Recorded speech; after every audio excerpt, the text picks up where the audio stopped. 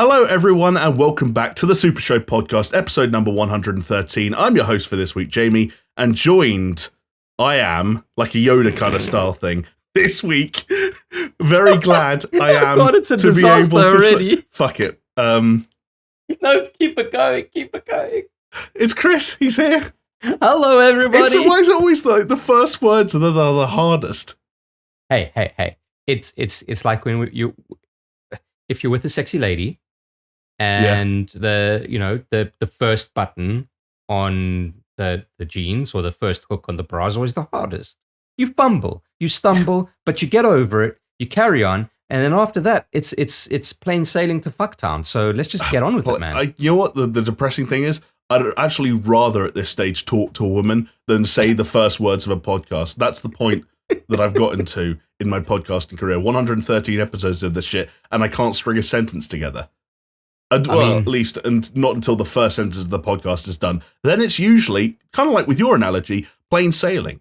Like, if we were to cross the analogies and maybe combine them together, like, once I've gotten the button opening out the way, and once the bra's unhooked, I'm like... It's up the arse inside the first 30 seconds. Like, God, raw dogging it. No Vaseline, Ice Cube style. Wow, fucking hell. But, maybe we got to start an exercise then, Jamie. It's like instead of just doing like a standard intro, which we usually do, maybe you just got to like blurt something out, like a little bit like Tourette style or something. I don't know, or maybe just rap some verse or something. I don't know, whatever you're comfortable with. You know, Jonesy, when he was around, R.I.P. Not actually. He's Jonesy's alive and well. The soil's not even settled yet, and you're already kind of calling him out. Come on, man. Well, he for anyone wondering, hopefully, in fact, I don't even want to say hopefully he'll be back next week, so I don't want to put pressure on him, but hopefully he'll be back next week. And he's not dead, important clarification. But when he was around, which I'm still going to use that terminology because it just sounds kind of ominous in a way that I enjoy, he used to reference the Joe Rogan experience quite a lot, and about how they would start, I suppose you'd call it in media res, and he would just be in the middle of the story. And I fucking hate that. I honestly I hate that. Okay. No, and you know what? Like the official podcast, Charlie Moist Crickle's podcast, they kind of do it as well, where it's almost like they start mid-word sometimes, and then they're almost like, all right, so who's going to do the intro? And then they basically do the stuff that we do before we actually start the edit, or the cut of the thing. See, and it kind of it's okay at points, but also grates me at other times. Yeah, I get you. I think there is a slightly more structured, maybe even scripted way of doing it that can occasionally be good for laughs. I always remember that bit. Did you ever see The Other Guys, the Will Ferrell, Mark Wahlberg movie? There's a scene. Rob Riggle, who's one of the other cops in the department. There's a scene where they cut to him, and he's mid-story. And he's like, well, what do you think I did? I took the noose from around my neck and I got out of there. Well, what are you going to do, bar mitzvahs? And it's like, oh, okay, that's a great bit of comedy. Probably works better if you're just watching the movie, watching it performed by the legend himself, Rob Riggle, as opposed to hearing me repeat it. But I mean, fair. Also, to be fair, if Jonesy was editing this, instead of starting at mid-sentence, he just ends at mid-sentence.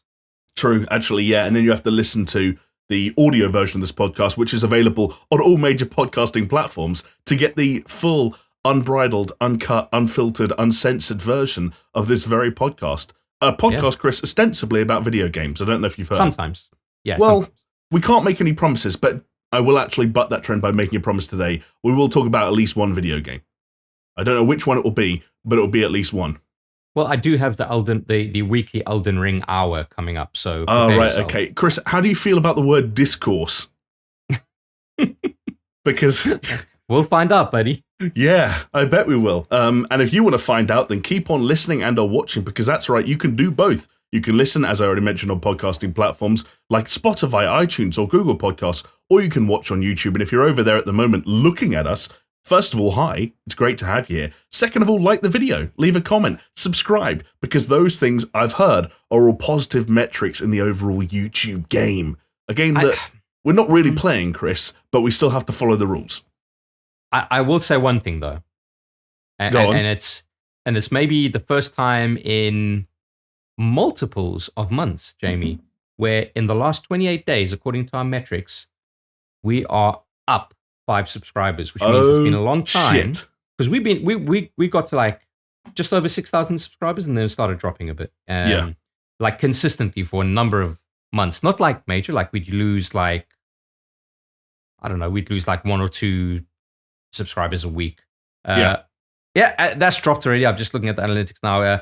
Only +2 subscribers in the last 28 days. So I'll tell you this, okay? Obviously, we've reached the saturation point to what we're available to do. So I'm okay with it. You know, like it is what it is. Like you said, we haven't been playing the game. We don't play the YouTube game because we got a bit burnt out about the fucking YouTube game, right? And also because the YouTube game makes no fucking sense. If there was a sport where there were contradictory rules and referees didn't enforce them in a consistent way, people would get very frustrated with that sport. And I saw a tweet this week, actually, which I almost forwarded it to you because I feel like every now and then you and I have a good chat about YouTube and how fucking confusing it can be. And it was a tweet from a guy who had started, you know, on his YouTubing journey, shall we say. Wasn't massive, but I think he'd made it to, it was either 7,000 or 9,000 subscribers, at which point he reached a plateau and it started to fall off, and then he started to actively lose subscribers. And so he was like, well, this is annoying. I think, you know, whatever it is, whether it's me or my content, something's not working. I'm losing subscribers at 9K. I'm just going to stop. Yeah. Stops uploading. Months pass. All of a sudden, something gets picked up by the algorithm. He puts out a tweet like, so yeah, I haven't uploaded a video in 6 months, and I'm gaining subscribers. I was losing subscribers when I was uploading. So, you know, figure that one out. Unpack it. See, this is why I want to get my hands back onto ATG. Right, yeah. And then, I mean, who knows what we could do if we had a brand like that back in our possession. The possibilities are limitless. Hey, listen, the only brand we need now is SuperShow, okay? Just wait for that merch, Jamie. Wait for that merch. It's going to set the world on fire. I'm putting it out there as my, like, karmic splooge out into the universe, okay? I am working on new logos, which will then translate into merchandise, which people can buy. And I'm going to do that. I'm going to do that soon. Hopefully when I kind of like, I'm transitioning between jobs at the moment. So there's going to be a gap in between, and I'm hoping to utilize that gap in between to do 2 things, Jamie. Yeah. Sort out graphics and merch for SuperShow is number 1. Okay. And number 2, sort out on-screen alerts for my Twitch, because I'm a lazy fuck and I haven't done it in like, I've been streaming for like 2 years now, maybe? I'm going to abuse the shit out of that. Like, if I have one recommendation, is make sure the alert, if there is any, for like a 1-bit donation, is not that grand or loud or long, because you're going to get a shitload of 1-bit donations when I'm in town. Can I tell you what I've thought of? That's the only thing that I've kind of figured out is the bits donation element of it. Yeah. Okay. A GIF, but attached with, I mean, it's going to be a little video that plays. Okay, it's going to be a GIF and some audio, blah blah blah, whatever. But can you guess what it would be? Knowing me and what I would think would fit a GIF for. So there's going to be a tier of donations. I'm thinking like. It's a level. Or if it's a million. I was going to say, because if it was scalable, and if you were going to do different GIFs for different levels of donations, one of them was going to be, that's a lot of nuts. Have I got it? Yeah, that's the one. There we go. We worked together for too long. Yeah, because I don't know if you've actually seen that video clip. I mean, I did drop in a couple of ATG edits, but it's just an Asian guy with a really bad English dub going, "That's a lot of nuts." Yeah. I don't even know what film it was from. Kung Pao Into the Fist. But I think what makes it even funnier would be those 1-bit donations. Oh, right, because it's not a lot of nuts, Jamie. Yeah, definitely not a lot. Therein lies the comedy. It's like 0.001 penny in your back pocket, but hey, that's a lot of nuts. That's a lot of nuts. I also just, before we move on from what you plan on doing in that little bit of downtime, I was actually going to make a joke when you were talking. As well as a lot of masturbation. Did I beat you to the joke? That's inevitable. I don't know why you're not doing that already, really. Who needs downtime? I am right now. Okay, well. I mean, you could see one hand, but the other hand is... I also like how far away your left arm looks. Like, you're giving the impression that you've just got like a 3-foot dick. Well, you know what? It does that curve, bro. Like, all the way to the side. Bit of a boomerang effect going on. Yeah, so sometimes, like, if there's no kind of like pedestal to kind of like rest your arm on, I just kind of like, you know? Oh, right, okay, I get it. Like, you're using it for support. Yeah. It's something I wish I could do, like a tripod kind of effect. Like, when your legs are feeling a bit heavy and you've been standing up for a long time. I get it. Yeah, but like when you're visiting a museum. Yeah, but don't get me wrong, Jamie. It's not because I have an exceptionally large penis, like a horse. No, it's not. It's just that I have really, really tiny legs, like a little frog. Yes. Oh, I would love that if that was one of the big twists of the Super Show, is that you somehow, like, you didn't have legs, your feet were just attached to your waist. And they were like little penguins, like penguins, like they're just like these little things that flip out from under your torso. Hey, bro, Bennett Foddy's getting over it. What do you think that dude looks like? I don't know. In the pot, like, yeah, it was just a torso in a pot, but like he must have legs there. I've never really thought Beyond the Pot. That's actually a good name for a sequel. Beyond Getting over it pot. with Bennett Foddy, Beyond the Pot. Man. We might get owed some royalties there if that goes far enough. And speaking of royalties, the other thing I was going to say was that, because you mentioned merch, Super Show merch, and I was going to make a very unsavory joke about how that would look like some basic pieces of clothing with an SS on it, which people might struggle wearing in public.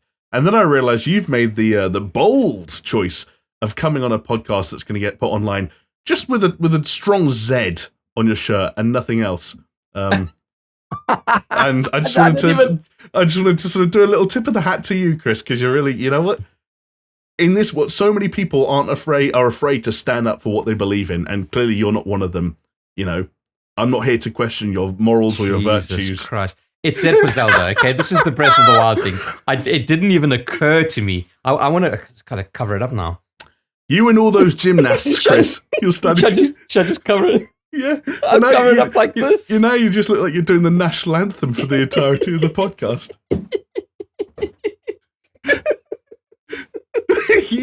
Oh, God. You've broken me. I'm sorry. For what it's worth, because I know you've probably done things, you've been out and about, you've, picked up and dropped off kids and all that stuff. I doubt anyone else's head went to the same place mine did. You probably don't look like you're supporting the actions of Russia. That's really funny. Can I tell you another funny thing? Yes. I was creating some graphics for a potential Snapchat show for my current job, and the color scheme I went for was like really kind of like not my usual thing, like something kind of like bold and not what I really go for. And the color scheme was like really bright blue and yellow. And it was only 2 days ago that I realized that effectively what I've done is use the Ukraine flag colors. It's like, totally. That probably needs to change that as well, because we don't want to get, like I support Ukraine and all that, and like fuck Putin, but you kind of don't want to get that association going. No, yeah. Now is probably one of those times where maybe, like, I don't know. It's a difficult subject to wade into with any real vigor. Which is why I said I admired the jumper. I actually think it's a bold choice. I respect it. Bold. Yeah. But on merch with a really lazy, just kind of SS on it. The reason why we haven't done it is exactly for that reason. And how long I've been agonizing trying to figure out like a decent way of just doing Super Show or some form of it that doesn't look like fucking Nazi. I don't envy you. It's just one of those things where, like, you say the word Super Show, no one bats an eyelid. You put two S's together and everyone's like, they're not sure what to do. And it turns out whether it's horizontal or vertical or diagonal or no matter what Chris does to try and make it not look like the SS logo, we although come on, that last logo, that the draft that I sent you, that's pretty. We're getting there. We just need people to have that disconnect. We just need people to stop. It's like that Jay-Z song, A Nazi State of Mind. You need to get out of the Nazi state of mind, and then you won't see. It doesn't help when the colors that we chose for Super Show are black and red. Yeah, Jesus Christ. I'm glad we stopped short of having strands of content called like Blitzkrieg and Luftwaffe and stuff. Yeah, Game Commandant. Yeah. Welcome to Video Game Blitzkrieg. It's where we review games so quickly it's like a flash of lightning. Yikes. When we review games, that's good, or it makes me furious. Yes. Yeah. When it comes to your preference of PlayStation 5 or Xbox One, mine Kampf Soul. Get it? Like console, but camp. Yeah. Do you know what? That's enough. We're going to leave the Nazis there, as I'm going to make an executive request as host. But before we do, though, legitimate question. How much longer talking about this kind of stuff do we need to do until we get cancelled? Just curious. We're already on a list, I think. But the thing is, cancelling is like a to and fro. It's like a balancing act, right? Which is that it's like, imagine taking someone that's worth nothing and never had any money and never had any savings and doesn't have anything of value to their name and telling them they're bankrupt. Like, imagine going up to a homeless individual and telling them they're bankrupt. That would be the equivalent of cancelling us. It's like, well, like you said, 5,000 subscribers and shrinking now are like going to have to ask themselves deep down whether or not they really want to engage with this podcast. I don't know. I feel like we toe the line. We toe the line. And that's probably what some Nazis said back in the day. But at the end of the day, we're just talking about video games. They just goose-stepped the line, buddy. So. Oh, yeah. I will say this, though. Whenever we were kind of wondering like if we've ever pushed it too far, not so much in SuperShow days, but definitely all-time gaming, we always said to ourselves, well, we don't take us like we were self-deprecating. We still are self-deprecating, and we always kind of like said, you know, we make jokes about these things, but mainly because we just joke about ourselves. And like if you are fair game, everything is fair game in a way. And I like to think that kind of sticks true, especially when there's no like malicious intent behind anything that we say or do. No, there never is. And you know, one of the great litmus tests we've got for that, it has been by our side since almost the beginning, is Paisley Radio over at paisleyradio.com, who take this product, believe it or not, and broadcast it across the internet waves at paisleyradio.com at Thursdays and 10 p.m. And real life humans can indeed, of their own volition, enter that URL, tune into this very broadcast, and hear us say the things we're saying. And again, like, I haven't been arrested, I haven't received a letter or an email, I've received no formal complaints. So again, Nicola Sturgeon has not been in contact, so that's very good. No, exactly. I don't believe any of us have achieved persona non grata status in Scotland as of yet. SuperShow podcast, Gamers Unite. Is that our spot on Paisley Radio? That's our spot on Paisley Radio, baby. For anyone listening to the audio version of this, either on a podcasting platform or indeed on Paisley Radio, Chris just pulled up the website on his phone. It's because it's literally on right now. It's on at the time that we record. Yeah. So. But then, Chris, that's an important cue there we've been given by Paisley Radio, because when it comes to the SuperShow podcast, gamers do indeed unite, but gamers often unite to hear us as gamers talk about video games. So why don't we talk about a video game?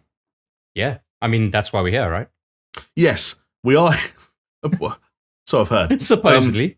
And you know what? I thought I'd start us off with a bit of a doozy. You know, a game that has a potential to cause shockwaves around the industry, a game that's going to generate a lot of chatter around the world, some positive, some negative, and I thought that you were uniquely positioned to bring on and to discuss this game, not just because you know so much about it, but because there's so much about it that you're not allowed to tell us. And what better way to podcast is there than by essentially doing stuff in a position where you're NDA'd or otherwise contractually not allowed to say the shit you actually know.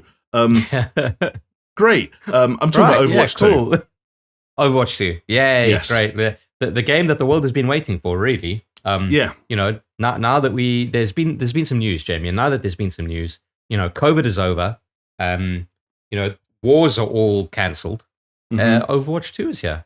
Yeah. By all accounts. So there you go. And there was a bit of a news blast this evening at the time of recording. And I will say, and again, this isn't necessarily a positive or a negative thing, it's just a factual thing, that hearing Overwatch 2 being talked about in such a way that makes it tangible, something that we, or indeed others around us in the gamer sphere, might soon be able to play in one form or another, it makes it more real. And when it becomes more real, it becomes at least a little bit more exciting, no matter where you stand on Overwatch 2 in general and how much of a need there actually is for it at this point in time.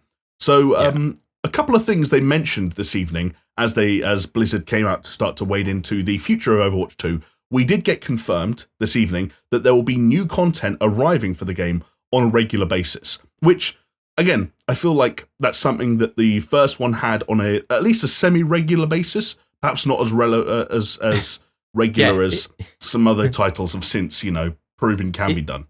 Until they announced Overwatch 2, and then they just completely stopped making shit for Overwatch 1. Which is the weird thing, yeah. Yeah, and what they didn't touch on is how this would relate to Overwatch 1, because the initial plan was, hey, everything that's coming to Overwatch 2, except for the PvE, is coming to Overwatch 1.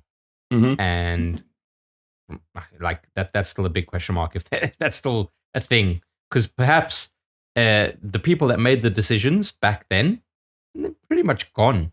They may well be gone. Yeah, either left in the case of Jeff Kaplan, or got cancelled in the case of 95% of that team. Who the fuck knows?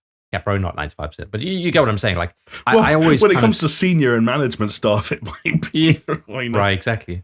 But I always kind of feel that, like, Overwatch 2, we, not hiding behind the fact that we have kind of criticized it before on this channel, and that we're not going to stop now.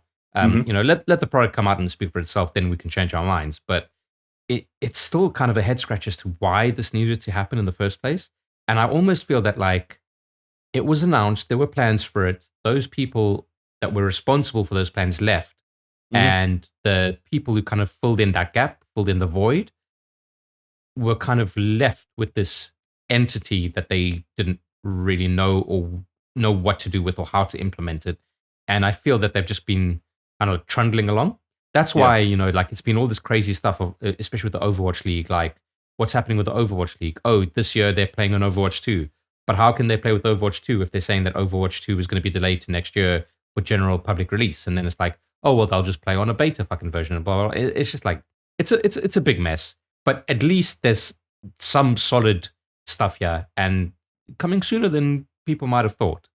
Indeed, yeah. On that note, actually, PvP testing will start this week. The first PvP alpha is only going to be limited, though, to Blizzard employees and to professionals. So if you're an Overwatch amateur, then just stop listening now, stop reading now, because look, it's too soon for you. You're going to get your turn, but let the pros get in there first. Yeah, remove a rib and go suck your dick. Yeah, you're not getting in, buddy. Which, again, like, I don't want to take too many cynical stances on this game, because you want to give it a fair shake. You want to give it as much rope as it has earned. But it is always one of those things when I see PvP alpha limited to professionals and Blizzard employees. We're talking about the people who are on both ends of the spectrum, either the most familiar with this game they can possibly be on planet Earth, or the best at this game as they could possibly be on planet Earth. And is that really how you balance a game for public release? But then I guess I don't know jack shit about QA or balancing in general. So what the fuck do I know? I guess you're right. It's probably not how you balance it, but I guess it's definitely how you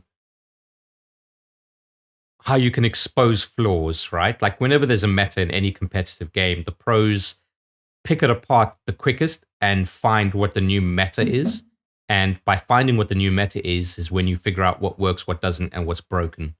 Yeah. So that's probably how they're looking at it. But also, like I said, they needed to get the ball rolling, because fucking Overwatch League is starting, like, fucking imminently. Yeah. And it's kind of like, these pros have to scrim before they get into any matches. How are they going to get into matches if the game's not fucking there?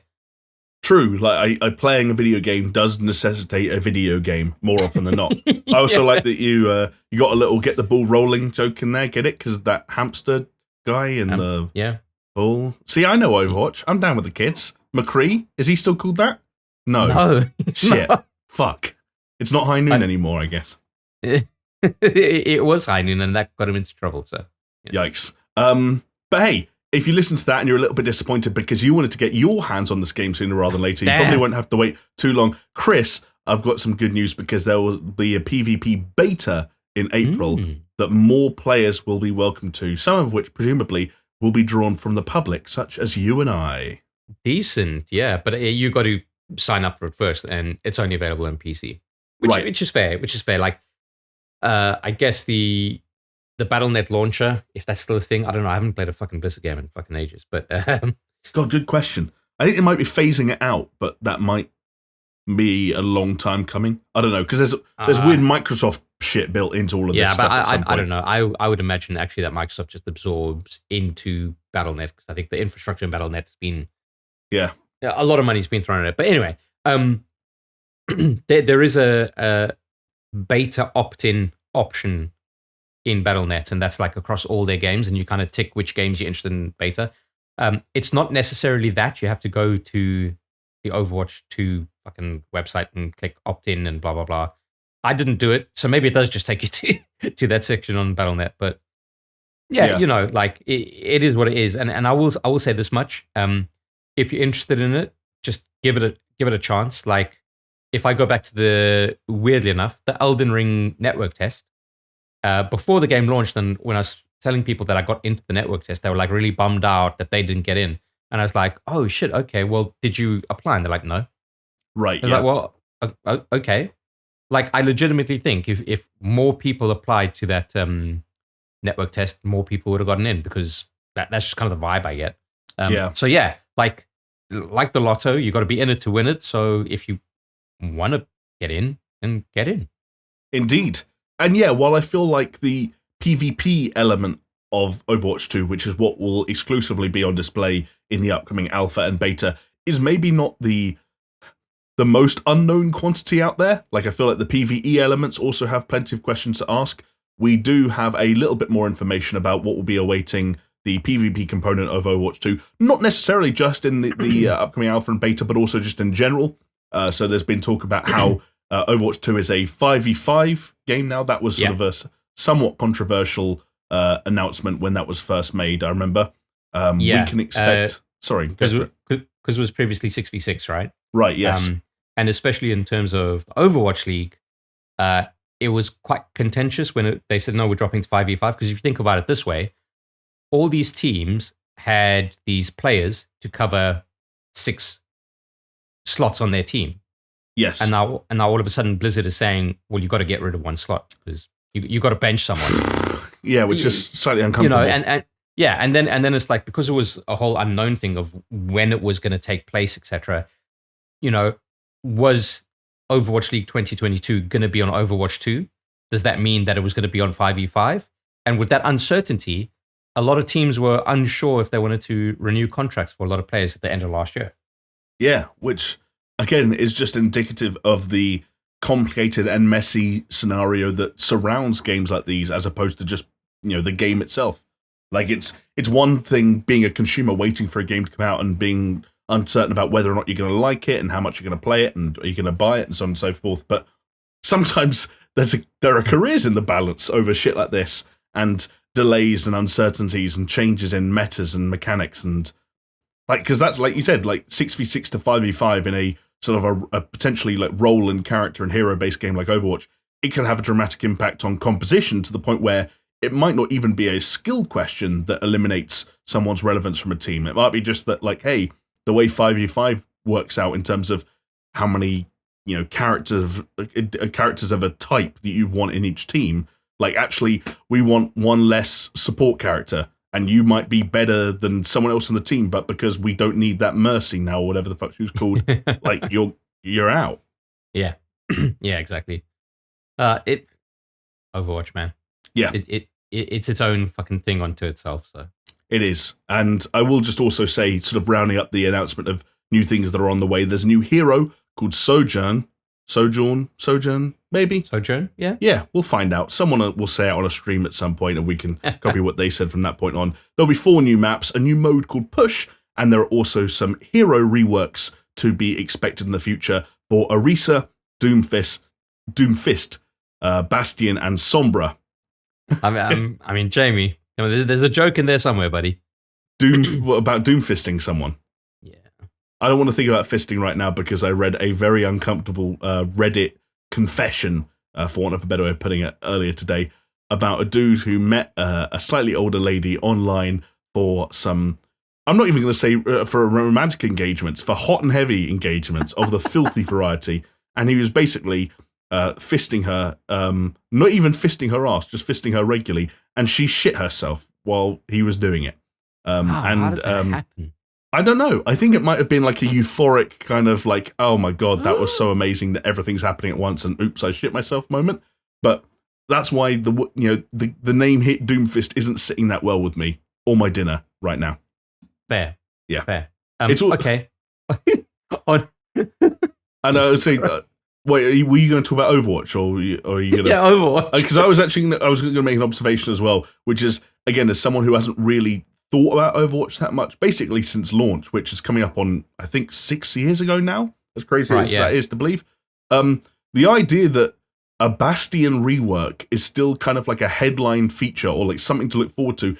Like, I remember when Bastion was being reworked while I was playing this game 6 years ago, and it feels like you must have this as well with Dota. we've gotten so used to this idea with, free-to-play games and live service games that hero reworks are that's a patch note. That's not a sequel. So it is a bit unusual when that's sort of like an above-the-board feature. Yeah.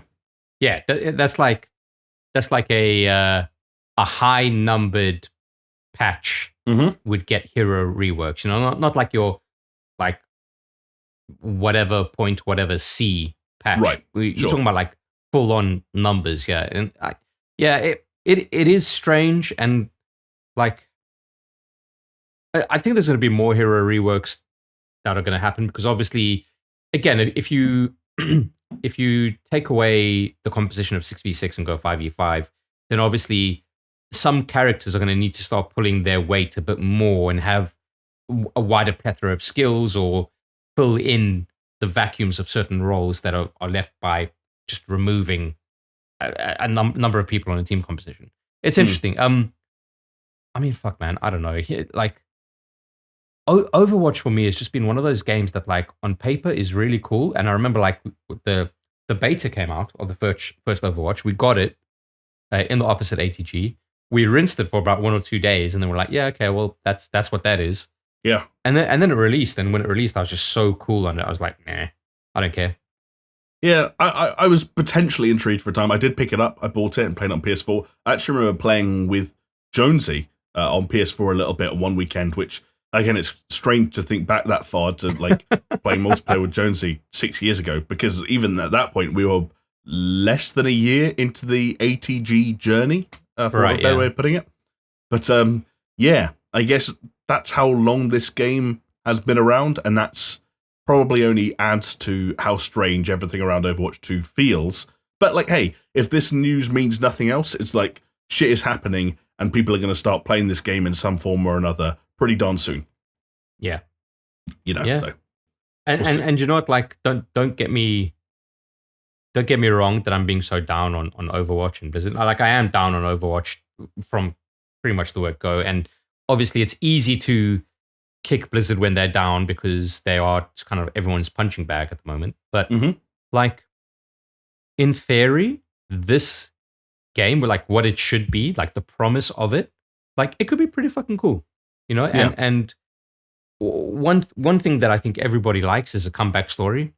Like,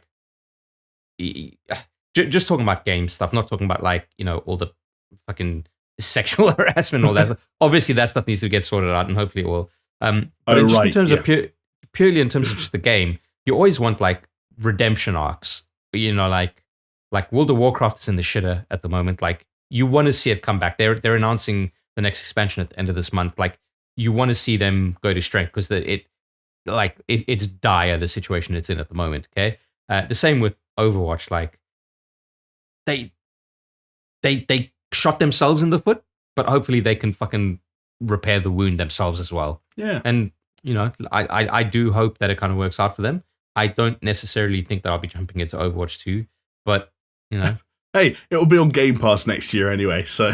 You're fucking true. I didn't even think of that. You're right. Which, hey, that'll mean us and probably a good handful of million more people will all jump in, because we got no reason not to. And I mean, that could be good for it, Jamie, you say that. I mean, I still have the Extraction icon on my desktop, and I haven't even fucking launched that game.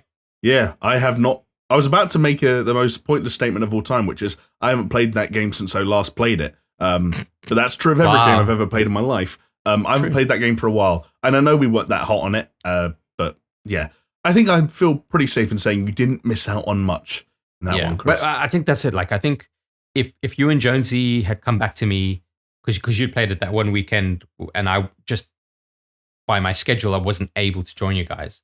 If you would come back and said, like, this is the one, Chris, I'd be like, yeah, let's fucking go. But yeah, you guys were cool on it, so I was like ice cold on it. So that's just how it goes. Although Steph sent us a little a game potentially that we could play, which is not Overwatch 2.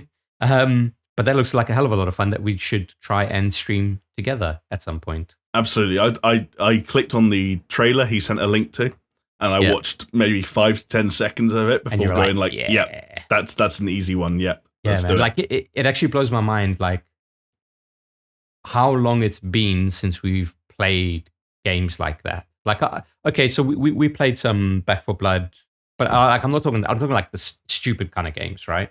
Yes, yeah. Like I always remember playing some Human Fall Flat co-op with you guys back, God, in 2020 of all, when I was still streaming on Twitch every now and then. There's still a clip saved on my Twitch of me and Steph doing some questionable things in the yeah.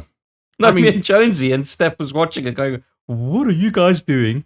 He was enjoying it, really. He was enjoying it. Oh, really. That would be good to organise. We just need to all gather around. We need to pick a day and just get it done. Boom. Watch it. Listen to the last 113 episodes of this fucking show and drink it every time we say that. You'll be fucking...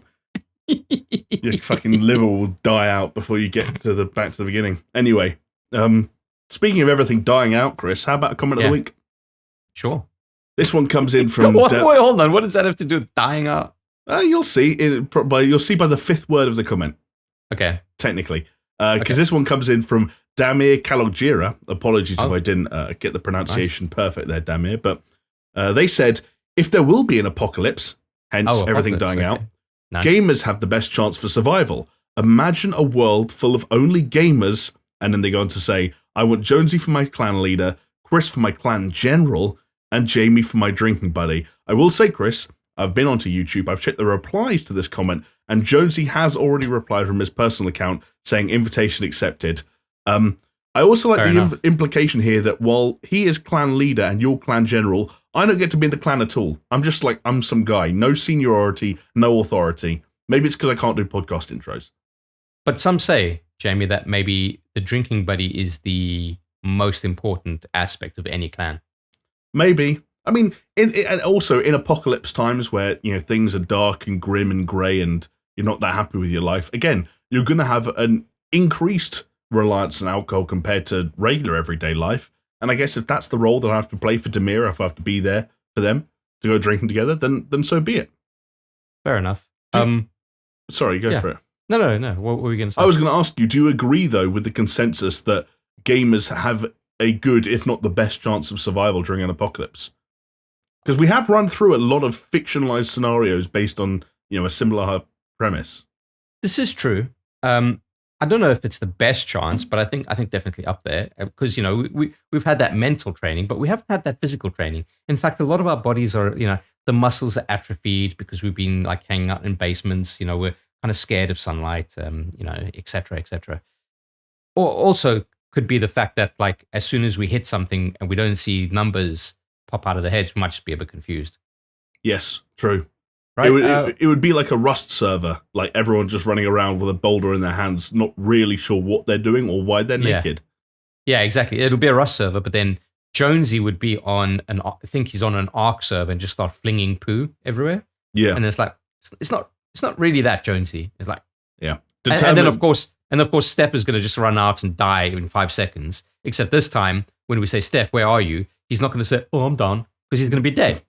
Exactly. Yeah. Turns out no respawning or reviving in the real world. That is one downside. Yeah, exactly. So I would say like a percentage of gamers would have the best chance of survival. Like the people who turtle, the people who play smart, not the people that like Jonesy likes to do, which is just run in and gun down stuff, because that'll only get you so far. Yeah. Or the person who is in VR while the world goes to shit and doesn't even realizing it's happening. Like they're in their own little world. I could also see that being Jonesy in the scenario. I was playing Half-Life Alyx. Sorry, I didn't realize. Jonesy, the world ended. 4 billion people died yesterday. Oh, I was playing Half-Life. Believable. Yeah. But what do you think about like Jonesy as a clan leader and me as a clan general? See, I don't know enough about military hierarchy to know. I presume based on the wording here that leader is above a general. Like, because if the general's above a leader, then why are you called a leader? I guess so. It basically depends on the clan and how it's structured. I vouch for Jonesy just because, as we've discussed many times on this podcast before, I think he's a good survivalist. I think he has good survival instincts. I think he'd be able to make some smart decisions on behalf of the clan. And if we were a nice, tight-knit unit and we all operated on his word, I think things could go well. If you kind of like slotted in there as a right-hand man and you were the one that sort of like, filtered out the the Jonesyisms. Yeah, and took the orders and sort of like set people up into individual groups or teams and sort of like took Jonesy's thinking, his outside the box thinking, and made it as as efficient and digestible as possible, then we could have a pretty good team on our hands. And then apparently I just sit on the edge and just run around and drink. I don't even drink. I don't even drink in real life. Like you'll be drunk and naked. Yeah, but you would be drunk and naked. I know you. I don't. Naked, maybe, but then I have massive self-confidence issues based on the size of my penis, which also... But that's why you drink. Yeah, but I don't know. Yeah, maybe. You see, I just think that, like, it's an interesting thing. Like, if you ever think to yourself, what would you do in an apocalypse? I would probably think that I'd be like a fucking... Like, I'd be the rat man, right? The rat man? Yeah, like in Portal 2, Ratman. I don't know if I do know what you're talking about in Portal 2. Ratman? Yeah, he was like quite a big part of Portal 2, but only like on the periphery, and you had to kind of like really search for it. But he was a guy who was kind of like helping Shell, but he was never seen or heard, and you only saw like scrawlings on walls and shit. But like, I think that would be me. I think I would be the dude hiding in ducts and being like super quiet and sneaky. Maybe, but then you're not going to have a tough time getting people to trust you when you need their help. Nah, but I don't need people to trust me because I don't need people. I'll be a loner. Okay, well, yeah. I'd have a dog. I'd have a dog with me. Maybe a monkey. I feel like this is just you doing like some Fallout roleplay just in an actual fictionalized apocalypse scenario. Potentially. And it gets especially crazy when I realize that there's no apocalypse, but I'm still behaving that way. Yes. In fact, Chris, there are no super mutants. Those are just random pedestrians you've been shooting in the head. And you're not wearing a Pip-Boy. You're just staring at your wrist. You've got a Casio watch on and you're talking to it for some reason. Yeah. It's all those mentats, dude. Yeah. Psycho. Yeah, for sure. Well, if we did ever set up a clan, Chris, and if Jonesy did get to be clan leader and you got to be clan general, then I'd like to think a group of people that would be more than welcome to join that clan and survive with us would be our supporters on Patreon. Oh, hell yeah. Because if you head over to patreon.com/SuperShow, you can find the hub of all things us. Yeah, sure. Let's roll with that. Okay. It's basically, it's a pretty simple gig. It's a pretty simple transaction. It's money in, content out, and you support us in the process. If you head over to patreon.com/SuperShow, what you will find is that there are a number of different tiers, each one relating to a different amount of money that you can pledge to give to us on a monthly basis, starting from as little as $2 a month, then going up to $5 and so on and so forth. And you get different bits and pieces of content and access to exclusive fun things and goodies along the way, like our Discord server, which we hang out on and we chat to people sometimes. And there are Patreon-exclusive videos and there are Patreon-exclusive podcasts and all kinds of fun things that you can find at that link, patreon.com/SuperShow. And there are a number of people who have already done that. They've headed to that link. They've pledged their allegiance to the flag of the Super Show and will not fight him for creative control. And I want to give a shout out to those people right now. How's that sound, Chris? I love it. I'm just going through all the stuff that we've got on our Discord as like extras. Some fun stuff, like just refreshing my memory. Some fun stuff. Obviously, with Jonesy not being around, we haven't had time to record anything. But as soon as Jonesy's ready, we'll jump on some more Patreon stuff. But yeah, let's hear those fucking names. The people joining our clan as we ravage the wasteland. They are Aaron Cameron, Athletic Gravy, Cole K, Helium Joker, Jesper Cam Dahl Nielsen, Leo Merger, Mindful Pig, Mr. Anthropic, Nathan Pears, Neil the Food Dude Who Doesn't Deliver, Daniel, Pastors Guild, Scary Omen, Starful Kid, Yo Clancy, how about I delivered these nuts to your chin, you filthy geld? And then, of course, we have the big dogs, Brett Z, Doppler, Geometric Potter, Hacksaw Book Read, Manuel Guerrero, Peaswad, and The Uncaged. Thank you all so much, folks, and welcome to the clan, I guess. Let's all survive together. Hell yeah. hell. Come on, bro. You. I'm just leaving the door open. That's one of the number one rules of podcast hosting. Always leave a door and or window open for a comment or a remark or an anecdote. But if not, you could just talk about what games you've been playing in the last week, right? That's the way it goes. Nice. I like it, yeah. Do you know what? I'm going to take an unprecedented fucking podcast hosting power move. I'm going to go first. Because all I wanted to say really briefly is that I wanted to give a small shout out to a little indie game called Toem, which I've been using this past week to cleanse my palette. Toem. As an anal cleanser. Okay. Yeah, something of an anal cleanser, because my anus was getting all clogged up with these big, chunky, nutty, corny, open world games. Oh, come on. I mean, yeah, you fucking, you set up that analogy. You took me down that dark brown path. You took yourself down that dark. Okay, do you know what? We're going to leave the brown path behind. I apologize for the brown path. All right. Basically, I've been playing a lot of open world games lately. A lot of really kind of meaty games, like we talked about Horizon and stuff, and there's a few other bits going on.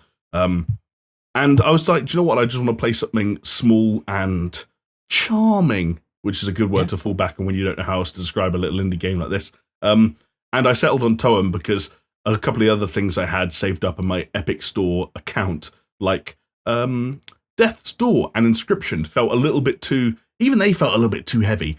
Because Toem really is this very simple, very quaint adventure game, I guess you'd call it, that has a very simple photography mechanic at the center of it all.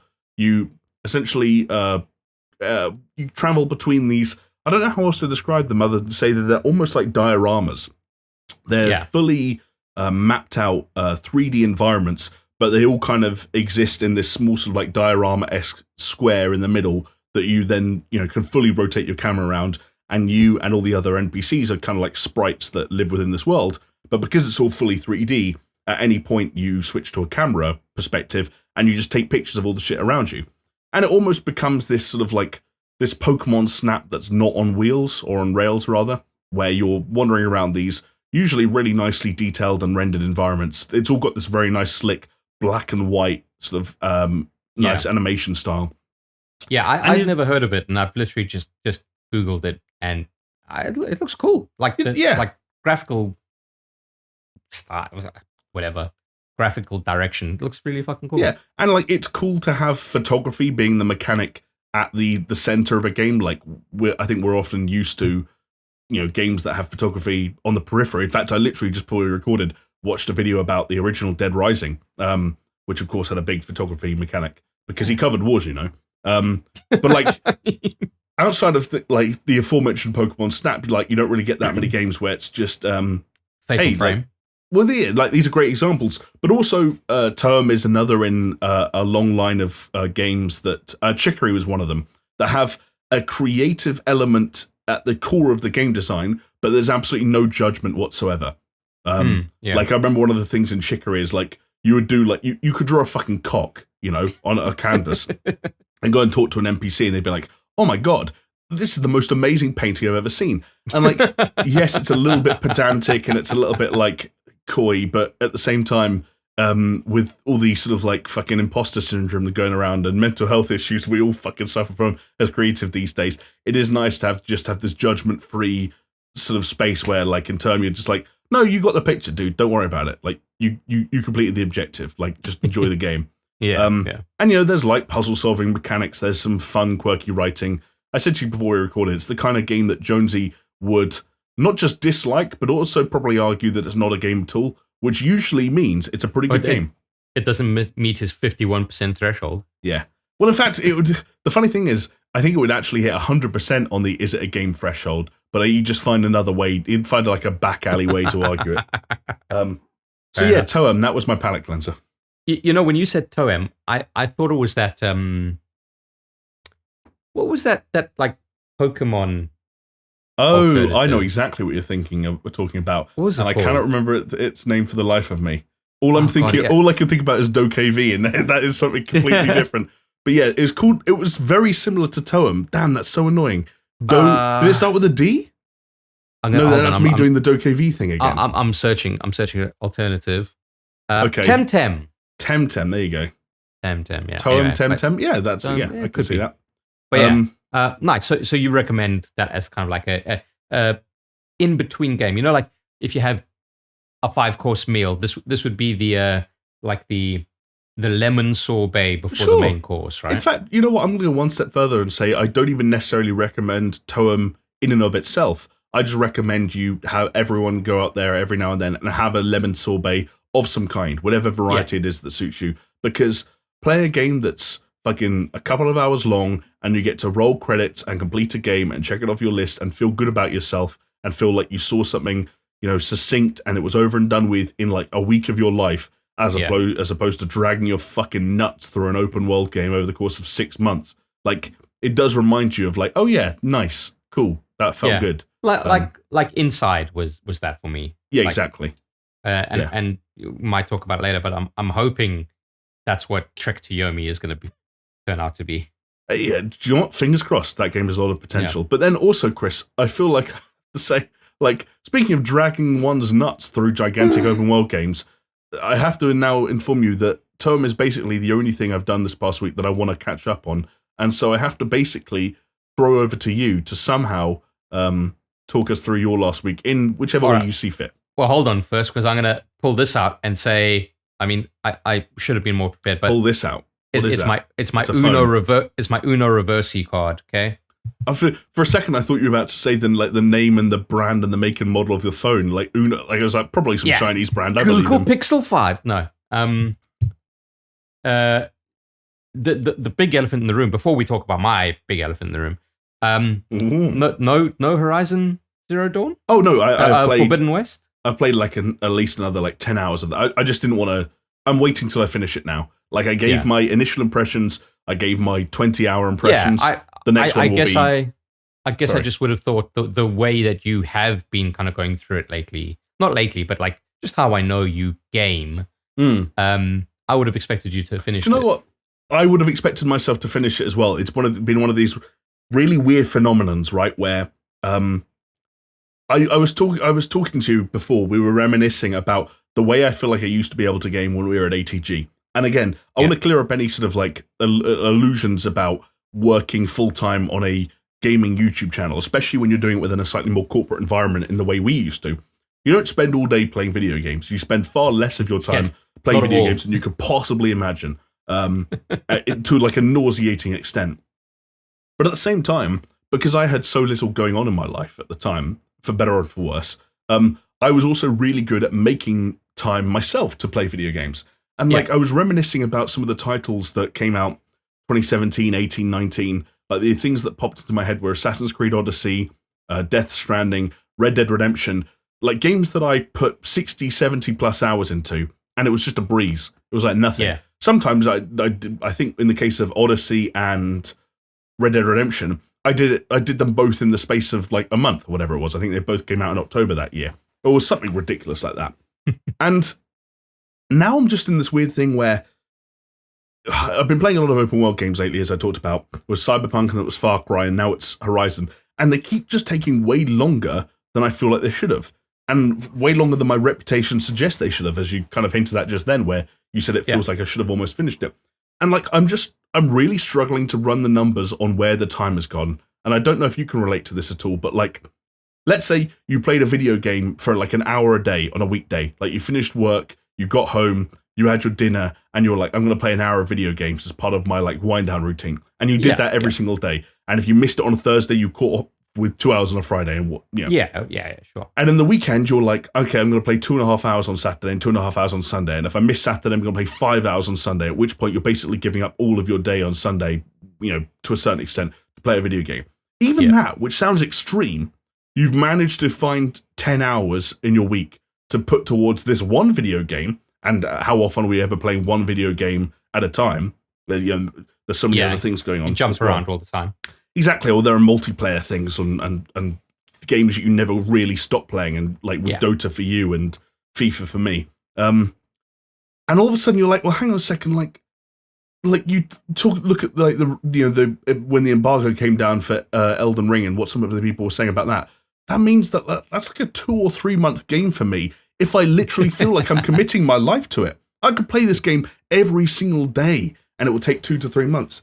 And I just had this thing of like, I don't know what's going wrong. I don't know how I used to like play 60 hours of Assassin's Creed Odyssey in 2 weeks, and now I can't play the 40 hours of Horizon in 3. It's like back in the day, it was just lack of sleep that got you through it, right?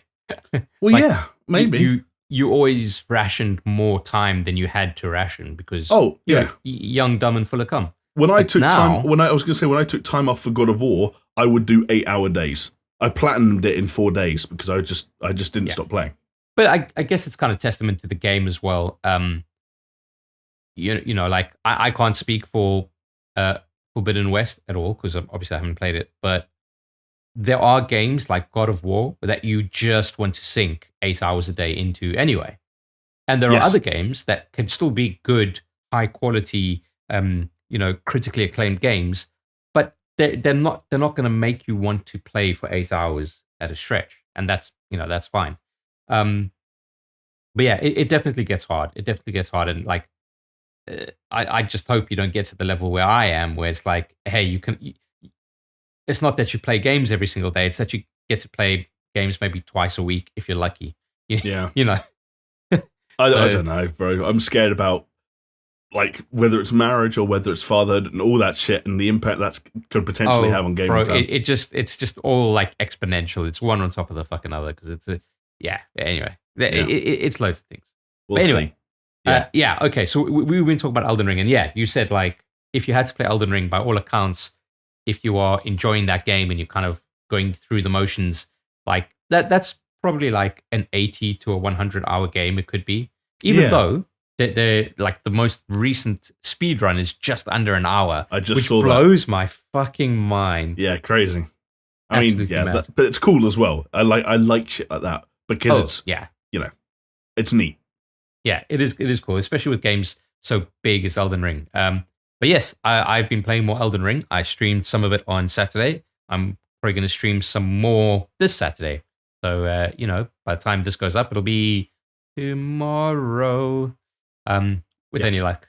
And I'm just enjoying my time with it, dude. It is so fucking good. And it's almost like you go anywhere, you'll find something cool to see, something new, something exciting. There's always something to entice you. There's always some challenge to overcome. There's shit that fucking beats you to the ground and you run away with your tail between your legs. You go power up somewhere else and then you think, oh, okay, I'm probably a little bit stronger now, and you go back to it and you go like absolutely fucking mad. I'm in it for the long haul. Like it is one of those games I said, like we said with God of War, where you play it and you just want to play for 8 hours straight. That's where I am at with this game. Obviously, I don't have 8 hours to spare. I've got like say what? Yeah, I wish I did. I've got like when I'm able to sit down, I've got like 2 to 3 hours in a row to kind of go. But I'm being chill about it. I'm being very chill about it. Like take as long as it takes. Luckily, I'm not only playing it to streaming. I kind of get some time here and there to play it as well. Which I think is the right way to go because it's too big. Otherwise, it's too massive. You're right. I'd be playing it the whole fucking year. Like last year, I did Dark Souls 1 remastered. Purely only played it when I was streaming it, and that took me like half a year, easy. Right. Yeah. So I think Elden Ring, literally on that timescale, would possibly be like a 5-year game. I think it'd be a 5-year game. You never know, bro. You never know. There's a lot to see in that game, and like I can't gush about it enough. I've actually had like, in a way, I've had kind of like, this is gonna sound so stupid, but I've had a bit of a crisis, Jamie. Okay, with a Y or an I? Not with the Y. Fuck crisis. Oh shit. Okay, never mind then. Yeah. I'm infinitely less interested in what you've got to say now, but please continue. Come on. No, you are. Come on. It's because I've been thinking about Breath of the Wild a lot. Okay. And funnily enough, I mentioned it on stream last week, where we had written our scripts for a best game ever on open world. Like, what is the best open world game ever? Yep. And spoiler, obviously, I would have chosen Breath of the Wild. And now I'm at like this junction where I'm like, fuck, is it Breath of the Wild or is it Elden Ring? And like, I don't know if there's any like recency bias there, but genuinely, it is such a fucking triumph what they've done with this game. Like, I think you can be like objective enough to kind of say whether you like Dark Souls or not. Like, that's one thing, but to see what they've done with that open world and how much they've crammed into it, and like mechanically how they've been thinking about it, it's super impressive. Right. The thing is though that both open world games are like top class, but in for different reasons. And like Messi and Ronaldo. Exactly. That's exactly it. It's Messi and Ronaldo, or Breath of the Wild and Elden Ring. Like, the from those two being at the top, like the next level down, like is quite a gulf, right? Yeah. You get your Mbappes and your. Hey, there he is. Hey, there he is. And it's Aguero. I mean, yeah, I think he basically retired with heart problems, but just like the other month. But yeah, exactly. He owns like a Valorant esports team now. Oh, nice. Well, cool. Yeah. Crew Esports. Shout out. But yeah, it's like got me like just having a bit of an identity crisis at the moment, I guess. I could see that, but I think that's fine. Like, you're keeping yourself in check. You're asking provocative questions of yourself and your opinions. You're questioning. You're wading into a reassessment of things that you thought might have been set in stone for years to come, and I think that's a healthy endeavor, Chris.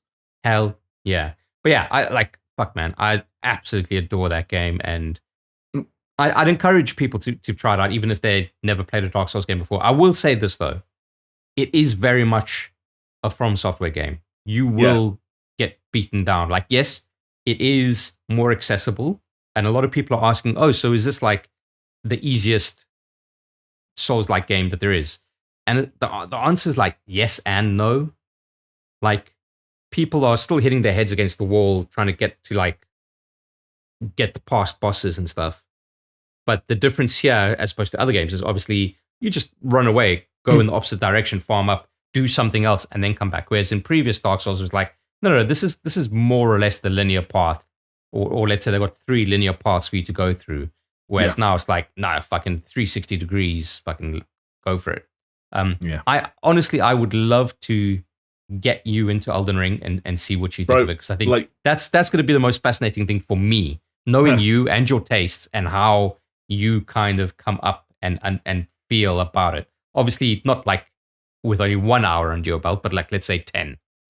Honestly, if the timing were better, you wouldn't have to convince me to get involved. I would want to, but it's just been a brutal month for video games, and again, like, there were games towards the start of the year, going back to the end of January and the early stage of February, that I didn't even get a chance to get around to at that time. Like Sifu, I don't think you've played Sifu. I haven't touched Sifu, haven't touched Pokemon Legends Arceus. Like, my insistence on sticking with games until I finish them, and just not wanting to get caught up in this cycle of playing a game for 3 hours and then moving on, has left me in the lurch in a way that like I hinted at earlier, I've genuinely never been in my life. I've always been that guy that felt like I could confidently wade into any conversation and be like, yeah, I play every major new release, big or small. If it sells well, if it sells well, every time. I don't know if that was the impression you got from me at All Time Gaming, but like, things didn't pass me by. I felt at that time 100%. In my life, like I was on 100%. Top of shit, and like, there would be conscious, like as we talked about with FromSoft, there'd be times where I'd consciously remove myself from the discourse, so to speak. But I was on top of things in a way that I almost borderline get like depressed about when I think about how I'm not on top of things I am. Can I depress you even more? Do you have to? Yes. Look at me. Look at this face. You're the captain now? I'm the captain now. No, I am your ghost of Christmas future, okay? Because I used to be like you. Stop. Until I took an arrow to the knee. And then, all of a sudden, I've got 2 to 3 hours a week to play video games. I will say... It's just like, that's the natural ebb and flow of it. Like, I would say that, like, from last year to this year, it's getting better for me. So it's not like... there's no permanence to anything, right? True. And also, for the sake of full transparency, there is a massive elephant in the room on my side of things in terms of a self-inflicted wound, which is that I've talked about it many, many times before, but like I'm part of a PlayStation party, for want of a better way of putting it, that is online every single day. And for as much as I complain about not playing that much of this, that, or the other, I probably still play 10 to 20 hours of multiplayer games with them per week and spend even more time sat in a party chatting to them. And my rule is I will never play a story-driven game while I'm in a PlayStation party talking. And so that's fair. That's fair. Like if you were to check my play times in the last week of games like Rocket League and FIFA, you'd be like, dude, you're complaining about not finishing Horizon. You've played 20 hours of FIFA in the last week. What are you doing? And it's that. And I don't want to complain about it because it's a positive thing in my life. It's it's social, and it's created almost like a new friendship group I didn't really know I had before. But I didn't have that at all when I was talking about Red Dead and AC Odyssey, where it was just me being a loner and getting home from work at 7 o'clock at night and being like, right, time to play video games till 2 in the morning. Get the dominoes in. Yeah, sometimes. And now I eat pizza, like Domino's pizza, I should say, like probably once every 2 months. Yeah. And I'm still fat. Do the maths. How does it happen? But can I ask one last Elden Ring question? Well, I say one last, obviously it's your prerogative. I wondered if there was a way for you to tell, or even if you even want to share at this stage, either based on sort of like the bosses you've beaten, whether they are one of the plethora of bosses just that are scattered around, or these sort of more significant like core playthrough bosses, either that or your player level, whichever's more relevant to it. How much progress do you think you've made towards like getting through this thing? Right. Okay. So I believe I'm on. I think I'm level 29 or 30 on my character. So not nice. Like a decent amount, but not major. Mm-hmm. And because I'm going so methodical and just enjoying the open world. So what's interesting about Elden Ring, and I think this is where a lot of people kind of like come up against it quite hard, is the game doesn't really tell you to do, but it does give you a very gentle nudge pushing you to the first main boss, which is Margit the Foul Omen. Okay? Yes, I've heard that name he's a kind lot. of like, he's the gatekeeper to the big castle, Stormvale Castle. And that Stormvale Castle is what they refer to as a legacy dungeon, which is more like, this is an area that you would typically see in, let's say, a Dark Souls game, like proper Dark Souls numbered entry. What they're saying is that in this game, you've got like different tiers of dungeons, and these legacy dungeons are the top tier, where they are super intricate, lots of shit happening in them, lots of secrets, variety of enemies, traps, etc., blah, blah, blah. So I haven't even gotten to Margit the Foul Omen yet, because I've just been enjoying my time around. But at the same time, because of the network test, I know that when I start out, you can't follow the game gently nudging you to Margit the Foul Omen, because you're not going to beat him. Right. Okay. And like I said, this is where people are coming hard against the game, because they're kind of following those gentle nudges and kind of ignoring the gentle nudges where the game tries to tell you like, no, this guy's too difficult for you. Like, you got to leave, do other shit and then come back.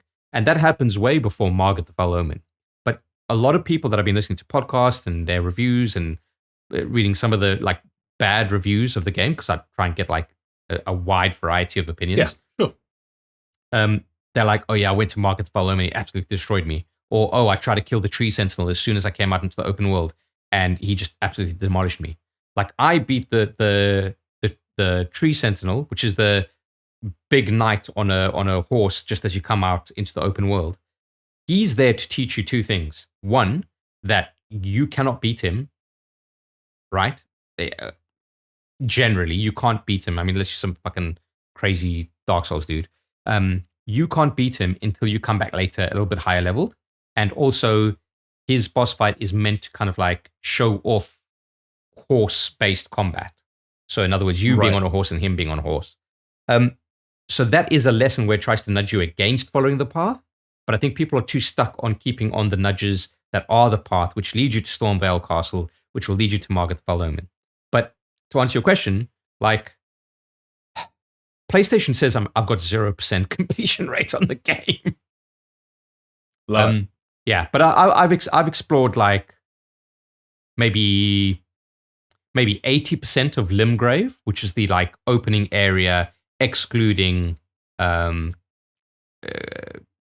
Castle.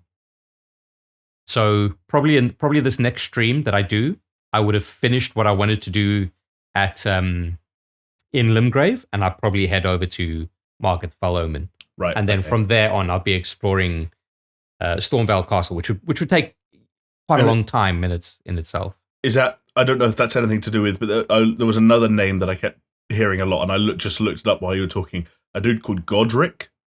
Yeah, so... And Great Runes. Yeah, so let's put it this way. Margaret the Foul Omen is a gatekeeper in order for you to get into Stormvale Castle. Yeah. Okay? And then the boss of Stormvale Castle is Godric, the Grafted. Okay. If that makes sense. Godric the Grafted is such a Yeah, he's the dude with all the hands coming out of him. Oh, nice. And in the trailer, he attaches like a dragon head to his hand and shit. Like, it's fucking weird, bro. Like, the story in it's kind of like, it's cool, but it's also fucking weird. Do you feel like you get more, and I'm not even going to say more, do you feel like you get any George R.R. Martin from that? Or is it just like Miyazaki through a different lens? Because I don't know where the George R.R. Martin stuff begins and ends in that. But I don't know if he's coming up with names like Godric the Grafted or like improving character designs on that motherfucker. Yeah, probably not character designs. No, I think I can see the influence, but obviously it's hard to kind of tell where the distinction is.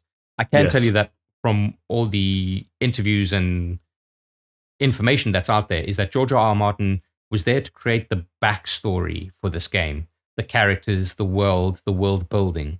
And then the actual game that you're playing is Miyazaki doing what he does. If that makes sense. Right. Okay. Interesting. Yeah. So I don't know. Yeah. It's an interesting way of doing it, but anyway. But look, I'll tell you what, I'll move on from Elden Ring because that's part of my Elden Ring hour. But kind of like extended from Elden Ring, I've started reading Berserk, the manga. Interesting. A manga that actually, I believe we mentioned Berserk on the podcast last week. Do you remember when I think I like Googled anime and was just reading out everything I saw, and I think I said the word Berserk. Yeah, probably. What inspired this decision there? Okay, so Miyazaki is heavily influenced by Berserk in what he does. So it's like, okay, cool. But then also like an anime fan that I am in my own little capacity, not like a fucking weeb. I've always known about Berserk and like how like highly rated it was, and I was just like, fuck it, I'll take the plunge. And funnily enough, I was just going through Amazon, just looking at a whole bunch of shit, and they send you some recommendations.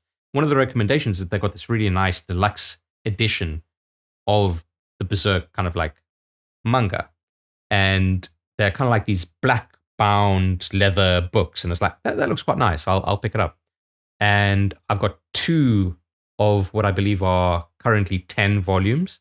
And these books are like fucking that thick, Jamie, like, 500 pages. But it's fucking cool. I'm on the second, I'm just finishing up the second volume now. And my idea is to just get a volume each month. And by the end of the year, I'll have the whole collection. Exciting times. Are you reading it yet? Or is it just an ornament at the moment? No, like I said, I'm at the end of the second volume. Right. Sorry, my bad. Yeah. But yeah, other than that, Jamie, just like as my palate cleanser, I jumped back into some Sifu. Okay. Yeah, not kind of like, I know it's a bit of a strange palate cleanser, but it can be, because what I'm doing is I'm not progressing the story. I'm going back to previous stuff that I've been doing, and I've just been trying to finish it with lower age levels. Right. I've got to ask, when you say you're going back and you're trying to finish previous levels with lower age levels, are we still talking about replaying the first area to go into the club with a lower age? Yeah. So I've gotten it down to age 23. So nice. For context, you start at age 20. I'd like to try and get there lower. So the idea for people who don't know is when you die in Sifu, your age increases, and then when you beat a level, you go to the next level at that age, and you can die at that second level, for instance, but you can restart that level at the age that you approached it there.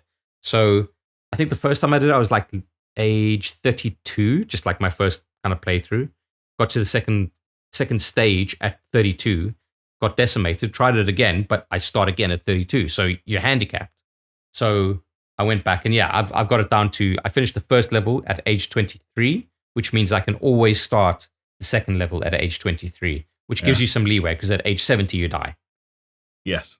It's cool. It's an interesting mechanic. It's really, really interesting. It's cool, and it makes me happy because it means that however far on we are, whether it's 5 weeks, 6 weeks, my hypothesis that I outlined to both you and Jonesy when you were both playing it in the week of release, that no one who I've spoken to or heard of who was actually playing that game outside of, critics and people playing it within the media, no one's made it past the third stage, and that remains 100% Oh no, it's true. a second stage, right? The second stage is meant to be that. I know that's the sticking point, but I seem to remember the barrier, the kind of the line in the sand that I drew was that I just don't know anyone who's past the third stage.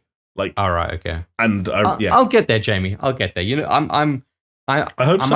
I might be slow with gaming, but you know that I'm a determined bastard. That I get my head stuck in it, and there we go. Jonesy, on the other hand, I doubt he's doing that much gaming at the moment, but that is going to be one of those ones where I think he's going to reflect on this, these opening handful of months in the year, especially when we get to the end of the year, and he's going to look at Dying Light and Horizon and Sifu and all the games that he bought and just be like, oh no, I played 2 hours of each of them. It's either that or all this time that he hasn't been on the fucking podcast, he's going to just be rinsing the games and he's not really telling us. And when he comes back to the podcast, we're just going to have to dedicate an entire podcast just to his catch-up. I mean, to be fair, especially because I don't know, and it's not fair of me to speculate how much he might be playing and or watching stuff at the moment.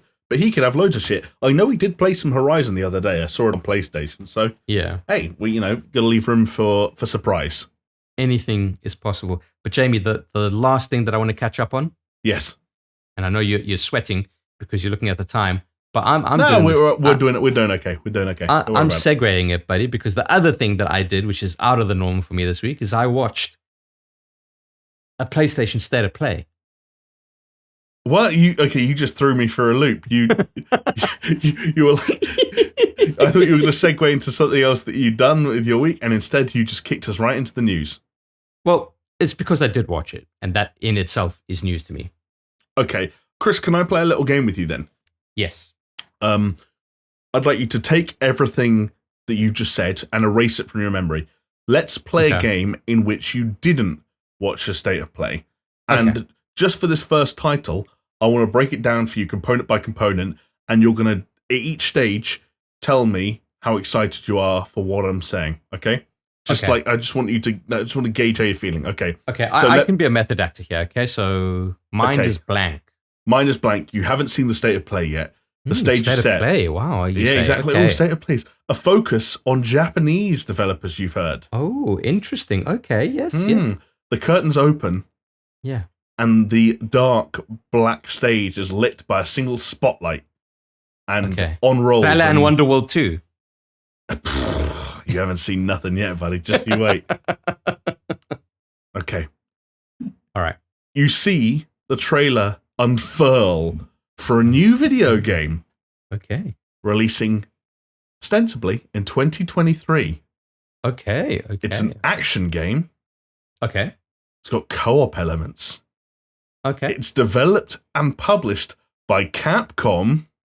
Okay. And the main RE engine. Here we go. And the main antagonistic presence in the video game are dinosaurs. Dino Crisis. You see where I'm going with this, don't you? Dino Crisis. Yeah. There you go. Cool. Fucking, there's a new Dino Crisis game. No, there's not. Capcom are making a game called Exoprimal. It's a co-op action game where you wear the suits from Anthem and shoot thousands of dinosaurs at once. Okay. Can I come back to reality? Yeah, get back in the room. Sorry. Can I Eminem it and snap back to reality? Snap back to reality with me.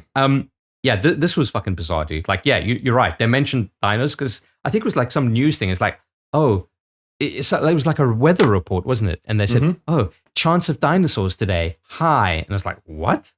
This is if they're doing Dino Crisis, this is a really fucking weird way to introduce it. Cloudy with a chance of dinosaurs. That's the exactly the way it goes, right? And then you're right, like Anthem exosuits, where it's not even that they try to hide the kind of plagiarism coming from Anthem, because the way that you get into the suits is exactly the way you get into the suits in Anthem, and it was like they could have. It's almost like that trope of like, oh, copy my homework, but just change something, you know? Literally, yeah, exactly. Or like, hey, their game died, that means it's fair game. Yeah. To be fair though, it is an I don't think it's been confirmed, but it looks like RE Engine to me. It looks good. It could be a hell of a lot of fun. Like, Capcom's a good developer. Like, I like Capcom stuff.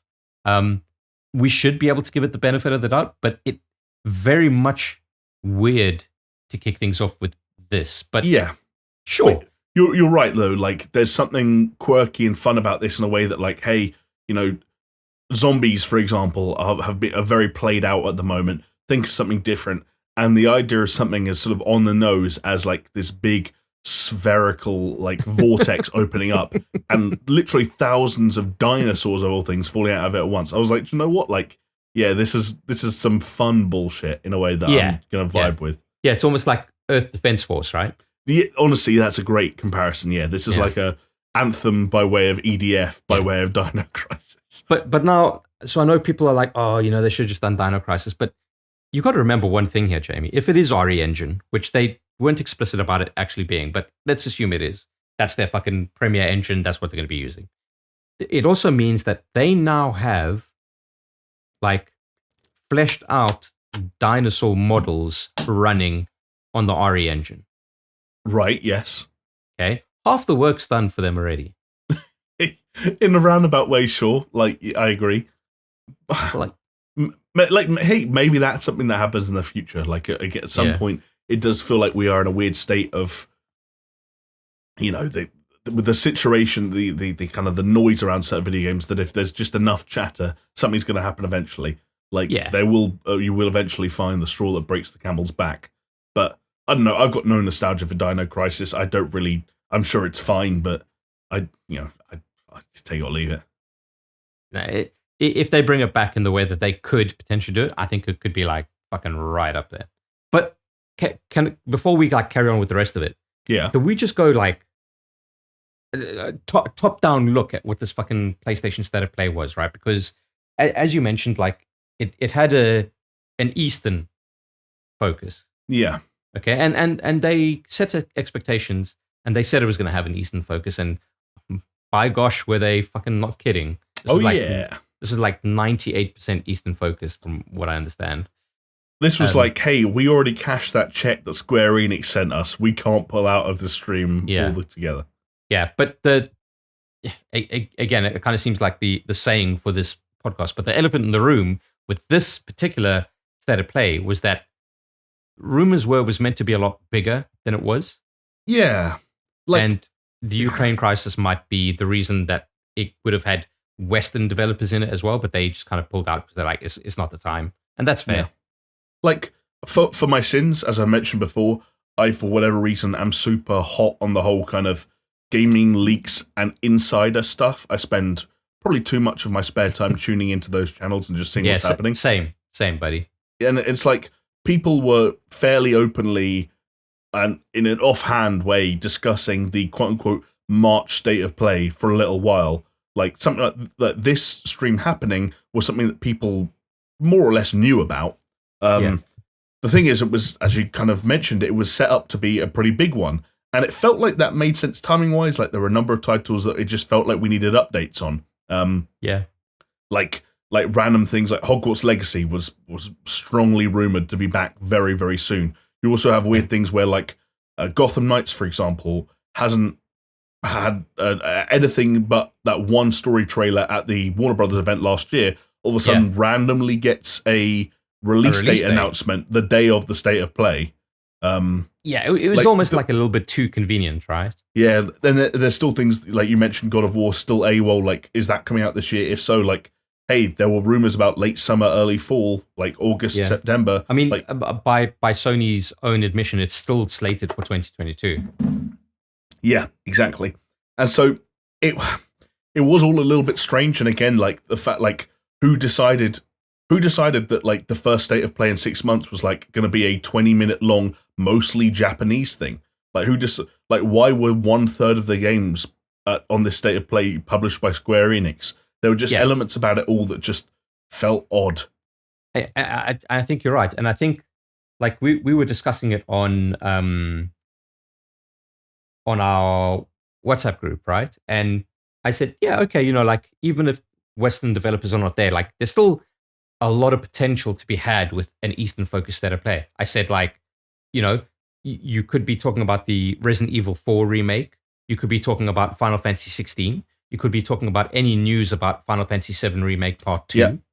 Like there's a lot to get going here. Sure. And there was a lot of potential here, and it just didn't fucking hit, man. Which, like, one of the conclusions I drew from what you just said when we were discussing this after the State of Play last night was that, again, the absence of some of the games you just mentioned there, like Final Fantasy 16, for example, almost felt like this wasn't just a State of Play designed to, you know, shine a light on some games in development at various Eastern studios and a few smaller indie titles and maybe fulfill a few contractual obligations, but also just State of Play that was almost designed to not make a headline. Like if you were writing for an IGN or a GameSpot, like what do you pick out here as the game that was like, oh my god, there was a State of Play and this got announced? Like there isn't one. Like I don't want to jump the gun on games we're going to talk about in a bit, but even some of the like games with more potential, like some of the new things announced by Square Enix, there's no headline, there's no SEO, you know, in this State of Play. I kind of feel like it's happened before with State of Play, but definitely this one kind of reinforces the idea that the headlines that came out of the State of Play are not what was in it, but what was missing.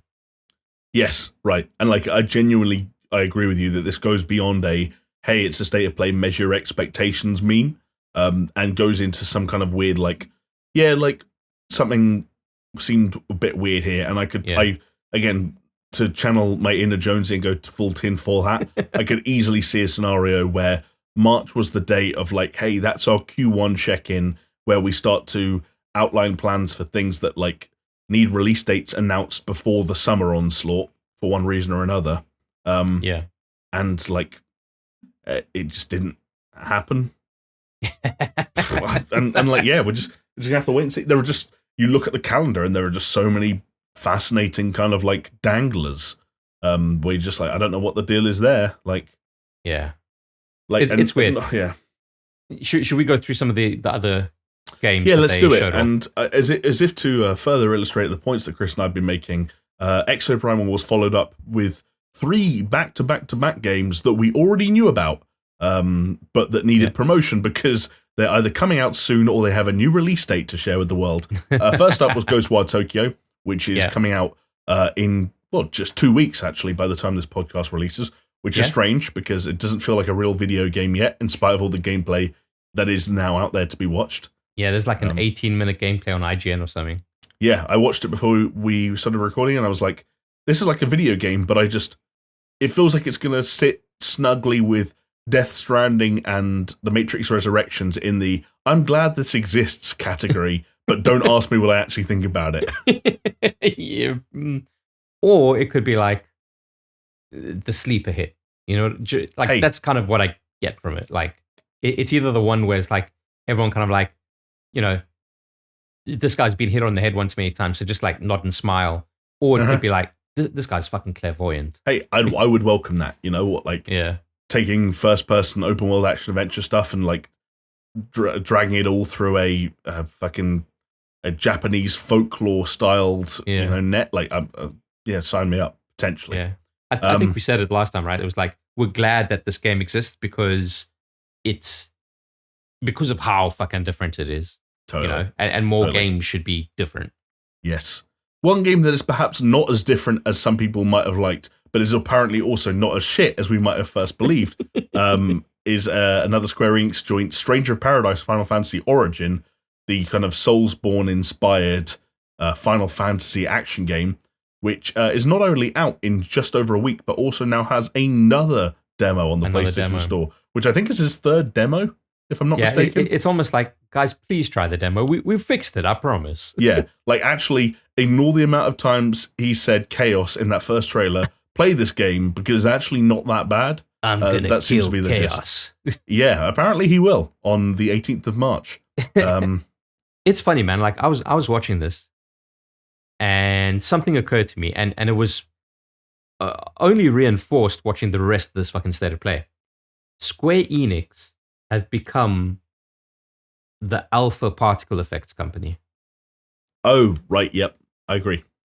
Like it started with Final Fantasy VII Remake, whereas like you saw them like, oh wow, they've really gone ham with this, but it's cool, it works, and I like it. But when you start seeing it over and over and over again, you're like, bro, like you're going too far in that direction. Yep. And that's kind of what I thought. No, and you're right, because I think the next game that we saw just backed up Square Enix's love of particle effects. Forspoken, the most magic-y game perhaps ever made. And it's been delayed, regrettably. This one's now out on the 11th of October. It was originally due out in May, I believe. Although this was actually one that I think we... Again, any sort of super in tune or people with a photographic memory will have to let us know. I think we actually mentioned last week on the podcast that this was rumored to be happening.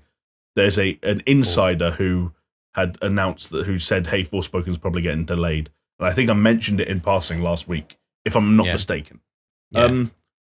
Does this look like a game yet to you? Or is it still just me being in this weird kind of like, similar to Ghostwire, where I'm just looking at it and it's almost like rolling off my eyes, for better expression. I feel the same way as you're saying. I do think maybe they've done a better job in this trailer of saying like, hey, this is the game, rather than like, this is the story or whatever. But at the same time, it's kind of like, okay, I don't really get it. And maybe there's nothing to get, like a game's a game, like just fucking accept it, right? But maybe. I've also just like, I've seen nothing about that world or that premise or those characters that gets its hooks into me. Like, at least Ghostwire Tokyo is like, okay, fuck, there's some cool shit here. Like, in terms of what they're pulling inspiration from, whereas nothing about Forspoken on a creative level or a design level. Hey, Jamie, get rid of the alpha particle effects. Yeah, okay. All right, maybe this is the litmus test, okay? Get rid of the alpha particle effects, and if it still looks cool, then maybe you're onto something. I have a feeling if you get rid of all the fucking flashy particles in Forspoken, it'd be like, what is this? It would just look like a woman doing a Zumba session in the middle of a forest. Yeah, it's Wii Zumba, the sequel. Exactly. Get your balance boards out, folks. October 11th, Forspoken is coming. I just like fucking this state of play just, didn't want to let the train of games that I don't want to play die out that soon. So it served up a trailer for Gundam Evolution, which is apparently some kind of like first-person PvP gay. It's Gundam Overwatch, right? Yeah, but it looks I don't want to slate Gundam or like I was like watching this. This was the point in the state of play where I was like, oh, like there's something's happening here. I think like this is the fifth game we've seen. Yeah. And like it's been one new announcement, 3 games we already know a lot about, and now a weird Gundam FPS. Yeah, like don't get me wrong, I love Gundams mainly because I like building them, but like I was watching this and I thought, you know what, this is a smart move. Like as a type of game with this IP, I think it definitely serves a niche, but it potentially serves it well. But at the same time, I'm with you. I was just like, okay, next. Yes. Do you know what was next? Something that actually you can get a little bit more excited about depending on your nostalgia for certain titles. Jonesy, I'm sure, I don't know if he was watching the state of play, but if he finds out this exists, I'm sure he'll at least momentarily get excited because there's a retro Teenage Mutant Ninja Turtle game collection coming out called the Cowabunga Collection. Which is a great name. It's a great name. And apparently it has a bunch of games in it. I think it has 13 games in it. In spite of the fact when they were showing gameplay of the various titles they had, they looped back around where they were like, here's the arcade fighting game, here's the original arcade game, here's Turtles in Time, then here's back to the fighting game. It's like, hang on, you've shown us. And then back to Turtles in Time. Yeah, and I was like, hang on a second, are there 3 games in this collection? No, there's 13. We just didn't show any of the other 10. I don't know. I'm overthinking everything now. I'm in nitpick territory, Chris. No, but you're absolutely right to be, because what happens when you get into like a state of place, you're like, it's almost like being on Dragon's Den or Shark Tank or whatever it's called in your country of choice, right? It's like you're sat there as an investor with your money on the side saying, I'm ready to spend money on games. Yes. Impress me. Yes. And then they come out and they do this thing and you're like, it's a no from me. Or it's a no. Or it's like The Voice or fucking, what's Popstar? It's Idol, American Idol kind of thing. It's like, it's a no from me, dog. It's a no from me, dog. And eventually you go through enough where it's like nothing's clicking for you, that you get irate about what you're starting to see, and you get angry and you get annoyed, and you don't give things the benefit of the doubt that maybe you could or would. Like, for instance, I used to play these like NES, SNES, Mega Drive, fucking Teenage Mutant Ninja Turtle games religiously, because I used to love Teenage Mutant Ninja Turtles, and as a game, 2 passions mushed into one. I saw this Cowabunga collection, and I was like, so? Okay, see, that's pretty telling for me if you were kind of blasé about it. I just think, especially, especially with a new, like, what's it called? Shredder's Revenge or whatever, the new, like, beat 'em up that they've come out with, the retro one that's going to come out this year. Like, you're scratching that itch that potentially I have. I don't need to go back and play, like, bad playing games by today's standards to be okay with this. But like, it's. I'm also probably being too harsh. It's nice to have this collection as one kind of thing if you want it, and you don't have to emulate it. Fine, sure. Yeah. But that's all it is. It's just like fine. No, fine. I you know what? Like, I do actually get what you mean. I kind of wondered for a moment there if there would be enough nostalgia in certain pockets and for certain individuals to justify this, but at the same time, I totally get where you're coming from. Yeah. Tell you what, though, the next one. Well, is maybe one of 2 that I was most interested in. Maybe or one of 3 potentially. It didn't have a great trailer. It was a trailer that was, from what I remember, it just had music. For example, there was no sound effects of it. Very strange, but basically very Japanese. Do you know Japanese developers love doing that, especially Square Enix, where they just remove all sound effects. Yeah, do you remember there was those weird Kingdom Hearts trailers at E3 one year that just felt like it was like they had a missing channel? I was like, hang on a second, what's going on? But do you remember the trailer for The Mummy where it was just the sound effects? Oh yeah, like the Foley mix. That was great. Just Tom Cruise's like fucking scream double shouting. Yeah, and breathing and. I bet you like that part. How about? Oh yeah. That was on loop. It turns out a set of developers who clearly really liked those old Godzilla games they used to make set out to answer the question: how do you make one of those games without the Godzilla license? And the answer is you just call it Gigabash, apparently, which is a kaiju brawler. And for anyone that has never seen or played one of those games, it's like, as the kaiju brawler tag would suggest, it's almost like it's like a big sort of like fighting game where you play as gigantic characters set amongst a usually urban backdrop where skyscrapers are falling down and destruction and mayhem run amok as you throw each other around as big monsters. It just looks and like fun, breathe man. fire out of your breath and lasers out of your breath. But didn't you get kind of like Kaiju Brawler meets Smash Bros? Yes, exactly. It was like, okay, and that's why like I'm intrigued. Yeah, that's absolutely the pitch I got. It's like, hey, we can simplify and party gamify that sort of like Godzilla like Kaiju Brawler subgenre of games. And like, yeah, fair play to them. There's absolutely a gap for that. Yeah. And then a slightly different style of fighting game, but one that, again, sometimes Twitter is my only way of gauging how excited people actually are for things. And from what I gather, whether it's this game or just the license it's attached to, sometimes people do get excited for things that I know nothing about. Such was the case with JoJo's Bizarre Adventure All-Star Battle R, which was apparently a remake of a fighting game from 2013, which has the exact same name, but without the R. So presumably the R stands for remake. Just, I'm doing some basic math there. I might be wrong. Yeah. Are you a Bizarre JoJo's guy? No, like I've heard from a lot of people that it's like really, really good. I don't know. I've just never really, not that I've given it the chance, but it's just never really kind of like intrigued me. The only thing that kind of gets me with JoJo's Bizarre Adventure is that's where the little music riff and then to be continued comes on. They slipped that in at the end, didn't they? Yeah. And I fucking love, but they didn't have the song that goes with it, which is fucking iconic. True. But I love that. Like there's a Twitter thing that I follow called To Be Continued. And it's like, like perfectly cut screams and stuff like that. It's like taking a video clip and there's going to be a point of disaster. And just as the point of disaster is about to happen, it just cuts to that. It is good. It is good. It's like, oh, it's so fucking good. And I can't get enough of them. So, you know what? If the fighting game is anything like that, cool. I'm not going to play it. If someone has like a finish or a special move that works that trope in, then maybe Chris will buy it.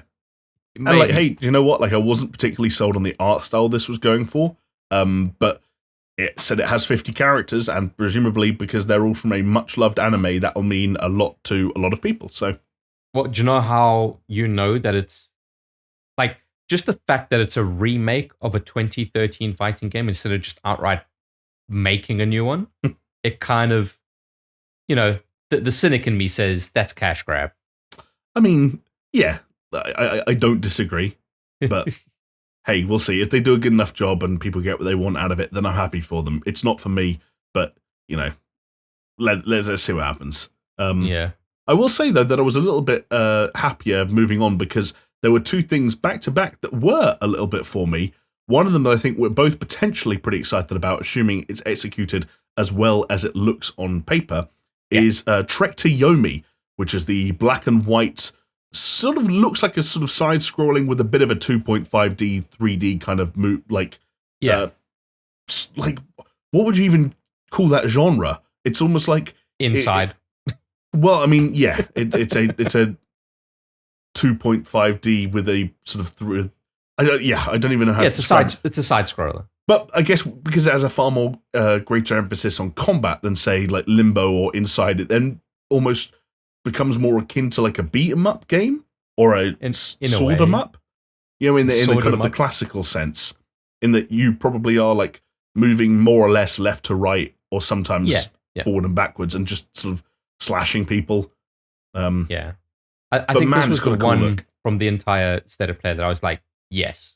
Yeah, sure. I am going to buy this, or I'm going to wait for it to come out on Game Pass. Yeah. Amazing look, like really kind of honing in on what Ghost of Tsushima hinted at, but while Ghost of Tsushima had the kind of that sort of like bright color, really popping look, this has gone for that. No, the fucking thing is Kurosawa-arse black and white cinematography, and a lot of those classic old school Japanese samurai movie sort of tropes thrown in there, like really exaggerated blood and gore effects, which are like always crash fun to zooms see. And shit. Yeah, it looks so good, dude. Like I think, regardless of what the game comes out as, and it's almost like what you saw with Sifu, is it's obvious that the people making it have this like supreme reverence and love for that kind of source material.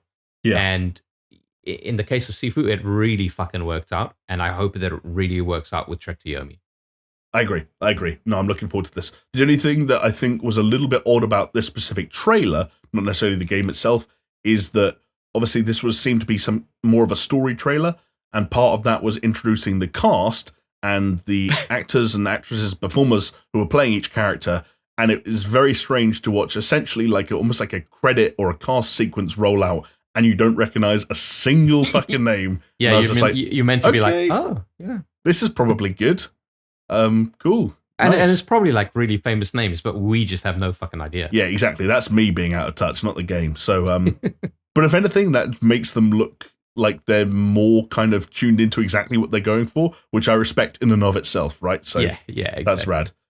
Also rad was the next thing that was shown, which is a new update for Returnal, which was a game I didn't think would get an update with at least not this much new content all at once. It's called the Ascension update, and it's going to bring campaign co-op to the game. and a new sort of survival mode based on one of the sort of that never-ending tower motif. Which, hey, that part of it sounds fucking grueling and brutal in a way that I don't particularly want to engage with, because Returnal kicked the shit out of me back in the day. But co-op Returnal, though, Jamie. It's kind of like what I said about Elden Ring's co-op when we talked about it before the game came out, which is like, if it's handled the right way and everything feels well balanced, and they don't try and find weird ways of pigeonholing the way you actually access the co-op and its limiting factors, and if it's just like a natural extension of the experience, then I'm so down for that. Because Returnal was a great game, and I think it could be thoroughly enjoyed with two people. I just hope they do it justice. Yeah, it's interesting, isn't it? Because I forget the devs. What are they? Housemarque. Housemarque. So they confirmed that they weren't going. Not that they weren't going back to Returnal, but that their next project was a new IP. Yes. So to hear that they've doing this big fucking update as a free patch, because I'll be honest, with the trailer and everything that they showed there, it looked like a fucking sequel. There was a cool amount of content, not necessarily in terms of like enemy types, but certainly a few sort of environmental things that I felt like I hadn't seen before, having played the game through just the one time. But then that was also the weird thing about Returnal, which is that like it is in theory still it's always procedurally generated, right? And one of the weird things about the way that game works, at least for me and the way I engage with it, is that I saw the early stages of that game far, far, far more than I saw the end stages. So there may still be like weird layouts or things that I haven't seen from later biomes that could look new to me. But there was some stuff in there that felt fresh, at least. Yeah. It looked cool. More Returnal. I know a lot of people really liked it. Sure. Yes, exactly. And then, Chris, we kind of get on to, I guess, what was in theory designed to be the big sort of 1-2 punch to wrap up the stream and end things. And I think the extent to which either the one or the two landed kind of depends on the individual and how much reverence they've got for previous games, let's say, in the back catalogue of, you guessed it, Square Enix. Yeah, exactly. So they were like 2 Square Enix games. And I was like, okay, this is their one last thing moment. This is their showstopper, literally. And I was expecting Final Fantasy 16. I'm not going to lie. I was. Like, I 1,000% was as well. I mentioned to you, like, I fully expected to see Final Fantasy 16. And as their one more thing teaser, I was expecting, like, even if it was just like a voice line and a fucking logo, I was expecting Final Fantasy 7 Remake Part 2. See, that would have been great. 2 things. Those 2 things would have completely transformed this state of play and made it mega. In fact, I'm with you. I was so convinced that at least Final Fantasy 16 was going to show up that when the second of the 2 games we're going to talk about was being shown, I had a moment where I was like, have they changed the art style for Final Fantasy 16? I did the exact same thing, yeah. Yeah, but hey, instead of the speculation on what we could have or maybe even should have got, let's talk about what we did get, because the first the grim reality. Yeah, well, I mean, again, sort of like, mileage will vary from individual to individual, because hey, someone with a lot of passion or reverence for old sort of tactics games and Chronicles games in the past might get something out of the new strategy RPG that Square debuted called the Diofield Chronicle or Diofield Chronicle. Again, apologies if pronunciation is off there. At least they didn't call it Project Diofield's Chronicle. I mean, it did give off sort of like triangle strategy and Octopath Traveler vibes in the sort of like, there's this weird cartoony animated story narrative layer with really over-the-top English voice acting. And there's this strange... I don't know. It's like if Octopath and Triangle Strategy are like the 2D HD thing, or HD 2D, this is like the 4K 2D thing, where it's like some of these elements look really good, but you're also still weirdly attached to some not so good looking elements, but it's on purpose. Yeah. And also you got rid of the grid. Yeah, you got rid of the grid. Can I give you my hot take on this? Yes. Well, it's not really a hot take, but just my kind of like feeling on this. I loved what I saw in terms of the gameplay. Yeah. I hated what I saw in terms of story and, like I said, those like English accents and just being like, what is it with those voices? But also just like completely serious about it. And it's almost, it's what put me off of Triangle Strategy, right? Yeah. where I played that first demo. Fair, I should probably go play. I believe this is the second demo. I should see how it's kind of changed. But it's almost like there's a disconnect from like what used to make these kinds of games cool, and maybe it's a difference between like having text on screen and then just voice acting, where like if it's text on screen, you kind of put your own inflection on it. And you're like, oh, this is jokey or this is that. But then when it's on this, it's like fucking every line is do or die, death, my liege. Like. Yeah, It's just kind of crazy. and it's not bad voice acting. It's just it feels Not at like all. bad. It feels like bad voice acting direction is what it feels like to me. And Or it's that just maybe like that's out harsh, of, but or just out of place, or maybe it's just like I don't know, man. I hope I'm wrong, because like the game systems in this, as long as they don't like overcomplicate it, which is another issue that I had with Triangle Strategy, as long as they don't overcomplicate it and it's like accessible and nice and fun with a layer of depth that you could get into if you wanted to scratch beyond the surface, then that's cool. But what it came across to me is like, no, you need a PhD for this game, and it's going to bore the shit out of you, and you're going to fall asleep before you get into an actual battle. That's the kind of feeling I got, and that made me really sad, because maybe when I was much younger and had more time for games, I would have been all over this. But I think I'm just becoming more old and more cynical as I go on, and it's just like, nah. I mean, I don't think you're necessarily to blame with that. It's exactly what we're saying about fucking the Teenage Mutant Ninja Turtle collection, which is that like, hey, you have to be honest with yourself when you sit down for these trailers, and if they don't grab you, then that can't necessarily be on you. Like whether that's because you've changed or they've changed, there's something, you're missing connector somewhere in the middle. And yeah, I don't even have nostalgia for these kind of like tactics games to begin with. So I was watching this and just like, what I do not care. Again, there's no polite way of saying it. I did not care. And what's weird about that is that in theory, I should have cared a little bit more about the final game that they showed and the final game of the State of Play itself. And again, I found myself really struggling to muster the energy to give a shit. The final game was an action RPG called Valkyrie Elysium. Which apparently is like a... There was a previous Valkyrie game, right? Yeah. Which I think like was it PS2 era or something?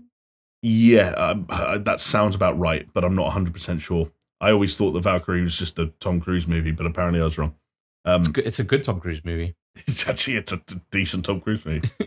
Hey, we brought up Nazis again. Who'd have thought? It's full circle, baby. Yeah, exactly. That's podcasting. That's how you know you've come to the end of the video. SuperShow 101 right there, baby. Yeah, this was, again, like, in theory, I'm far more in tune to potentially playing an action RPG as opposed to a strategy RPG, but there was something about this, whether it was, again, I thought some of the combat looked sufficient, some of the animations looked strong, and like that stuff looked engaging, but there was nothing about the character design, nothing about the environment design, nothing about the hints of narrative hooks that might be present that, like, interested me at all. Did you feel it was a bit sterile? Yeah, like, I just did... Like there's always this weird thing, like when I'm looking at trailers for games that I know in theory aren't my cup of tea, and it would have been the exact same case if Final Fantasy 16 had shown up, right? Because I'm on record as like, I have played bits of Final Fantasy 10, I've played Final Fantasy 7 Remake, and I obviously, because I was interested in or covering games at various points, I've seen lots of Final Fantasies 13, 14, and 15, but I'm not a Final Fantasy guy. Yet if a 16 trailer showed up, I'd have been able to sort of like wrap my head around it and sort of put myself in that position and get engaged by or excited by some of the elements that were on display. And I tried to do that with this, and nothing stuck. And maybe it was the sterile nature of it, as you said, but there was nothing for me to latch onto here at all. You know what it was, Jamie? Just not enough particle effects. There were particle effects, but not enough, you know? That's the thing. Again, like if no one's doing Zumba, if no one's got if this fucking chick got the balance board out and was doing a bit more parkour between it all, then maybe I'm on board. But like, I'm pulling the trailer up now as we're talking to remind myself, and like, it's not even that the art style is necessarily that bad. That kind of like, I don't even know how to describe it, but like, it's sort of a cross between what you'd think a sort of standard. It just looked a bit flat and kind of desaturated, right? There's definitely a desaturated thing going on. It's almost got the like, what was the RPG that came out towards the end of last year that was actually pretty well received. It reviewed well. It was It was a Tales game, Tales of Arise, yeah. Yeah, like that. It's like that, but it doesn't look as good. It's not as colourful. Doesn't pop. It doesn't pop in nearly the same way. I wonder. Okay, so when I was watching this, I started to get very like as it was before it was revealed what actually was. They were just showing random odd gameplay and some story beats. It kind of, and it's odd, right? Because it's a different developer. But I was so confused because I was like, is this a Nier game? Yeah. And I genuinely was like getting super confused. It's like, because Nier's not Square Enix. It's Platinum, right? And like, I was just like, is this a Nier game? But like, it looks weird for a Nier game. I didn't know. Because like, Nier Automata had that kind of like, flat, desaturated flat look, right? And yes, it's like, exactly, right, okay. It's like, this is maybe a Nier game. But no. Valkyrie Elysium, there you go. Who the fuck knew? And that's what they ended the fucking show on. Exactly. And like, even with Nier, like, I think Nier's combat looks much, much better and much more engaging and much more varied than anything they showed for Valkyrie Elysium. And you've also, and whether this, is presented well in trailers has varied over the years, but with Nier, you've also got that promise of like one of the most engaging narrative hooks of any video game. And yet with this, I was watching it and it was the exact same shit with the tactics game before, where I'm seeing these characters, I'm listening to that slightly exaggerated dialogue, I'm listening to that weird, slightly wonky voice acting. Again, no disrespect to the actual voice actors, and I'm waiting for the thing that makes me interested or that makes me want to step into the shoes of this chick or kill these slightly generic looking knight characters, or interested about who this character that shows up at the very end is, but it just did not happen. Oh, dude, that character at the very end was really weird because that was almost like, that was like the reveal, right? It's like, hey, here's the trailer, here's the logo. Oh, but hold on, there's one more thing. This is going to blow you away. It's almost like it's Johnny Silverhand, right? At this point, it's like, oh fuck, they got Keanu Reeves as Johnny Silverhand. This is fucking insane, and it's just like, it's a chicken black armor. We didn't talk about it, but Exoprimal did that as well, where it like cuts back to the trailer. And it's like first person perspective as someone sat at a desk and someone walks in to sit down opposite them, and the trailer cuts just before their head enters frame. It's like, well, that means I don't know who it is. Yeah. Like, it's going to be like Dante or something. Yeah, literally just some other random... Because that's probably what they'll do with Exoprimal, is fucking every single Capcom character ever created. Like, Beautiful Joe's going to be killing velociraptors by the end of that game's life cycle. I mean, we're going to be paying $20 for the right. Yeah, if they don't, they've missed the trick there. But yeah, it was just kind of like, dude, it was like, I think the problem with the Valkyrie trailer was like, sometimes when you show off a trailer for the first time, for a game for the first time, you do one of two things. You go heavy on the story and set up, it's like you said, like, why should I care? And it's like, this is a cool story and this is why it's cool and this is what it's going to get into and blah, blah, blah. Or you do the opposite and you just show off the fucking really, really cool gameplay in a way that's going to make someone like fucking water at the mouth saying, I need to get my hands on this game. And it didn't achieve in either respect. It's almost like they didn't know what they wanted to do with this trailer or achieve with this trailer. It's just like, just do a bit of like generic gameplay and a bit of generic story with a fucking, a curtain reveal at the end. But the curtain reveal doesn't mean anything because no one knows what's going on. Right, yeah. Bizarre trailer in its own right, and bizarre to have that as your showstopper. Yeah. JoJo's Bizarre State of Play, some might say. All-Star Battle R. More like State of Decay, the way they've been fucking going lately. Ooh, shots fired. A question then, just to put a bow on the State of Play discourse. Again, I'm just going to keep using that word. I love it. Discourse, now. Yeah. Do you think we get another stream of any significance before the summer, like maybe something in April or May, or do you think now people sort of start to wait until E3 or even early E3 season opens up? I think getting into this section, we kind of like hinted at it, saying that, it seemed a bit strange. The rumors that Western developers were meant to be in this, but then they potentially would have pulled out because of what's happening in Ukraine. But also the strange timing with like, Arkham Knight's getting a release date drop via a tweet. Like it definitely feels like something was there. And even at the end of this state of play, they were like, "Oh, you'll hear from us very soon."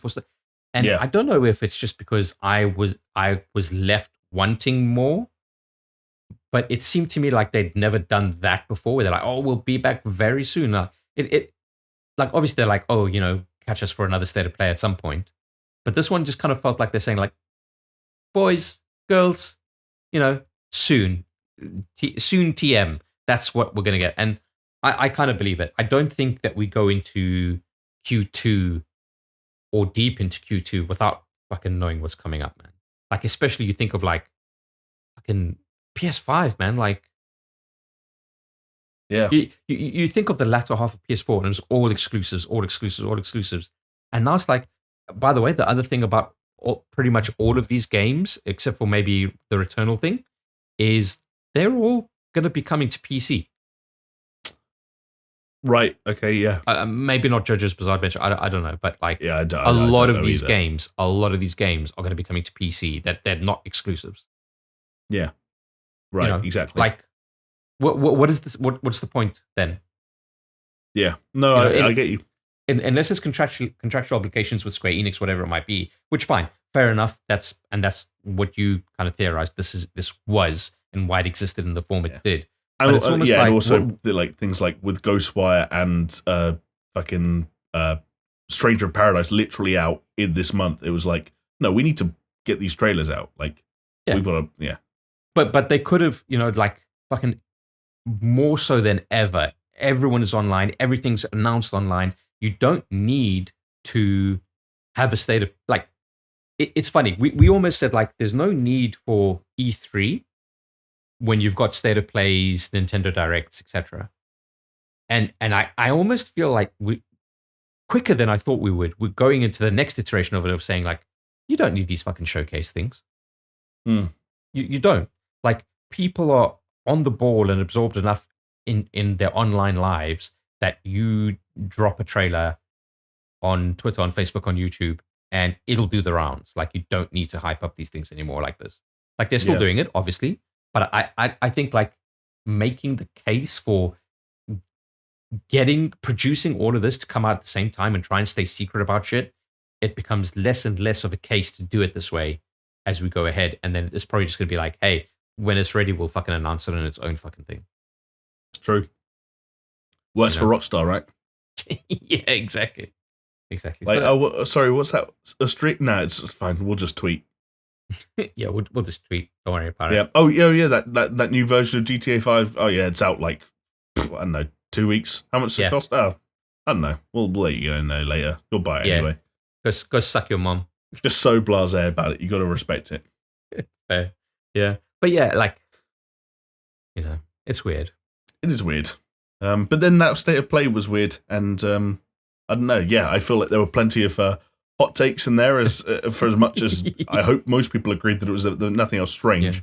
I'm sure there are still going to be plenty of impassioned comments. Someone in this community is going to like really, really care about Valkyrie, Elysium, or the Diofield Chronicle. So this is the thing, Jamie. Like, there was a time when, in my life, when I was younger, where Square Enix would release something, and it didn't matter what it was, I'd be into it.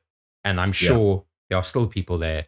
And I think if you're that type of person, then you saw this state of play, you'd be super happy about what you saw. And it does make me feel bad. It does make me feel very cynical about life and gaming and stuff coming from the East, but it is what it is.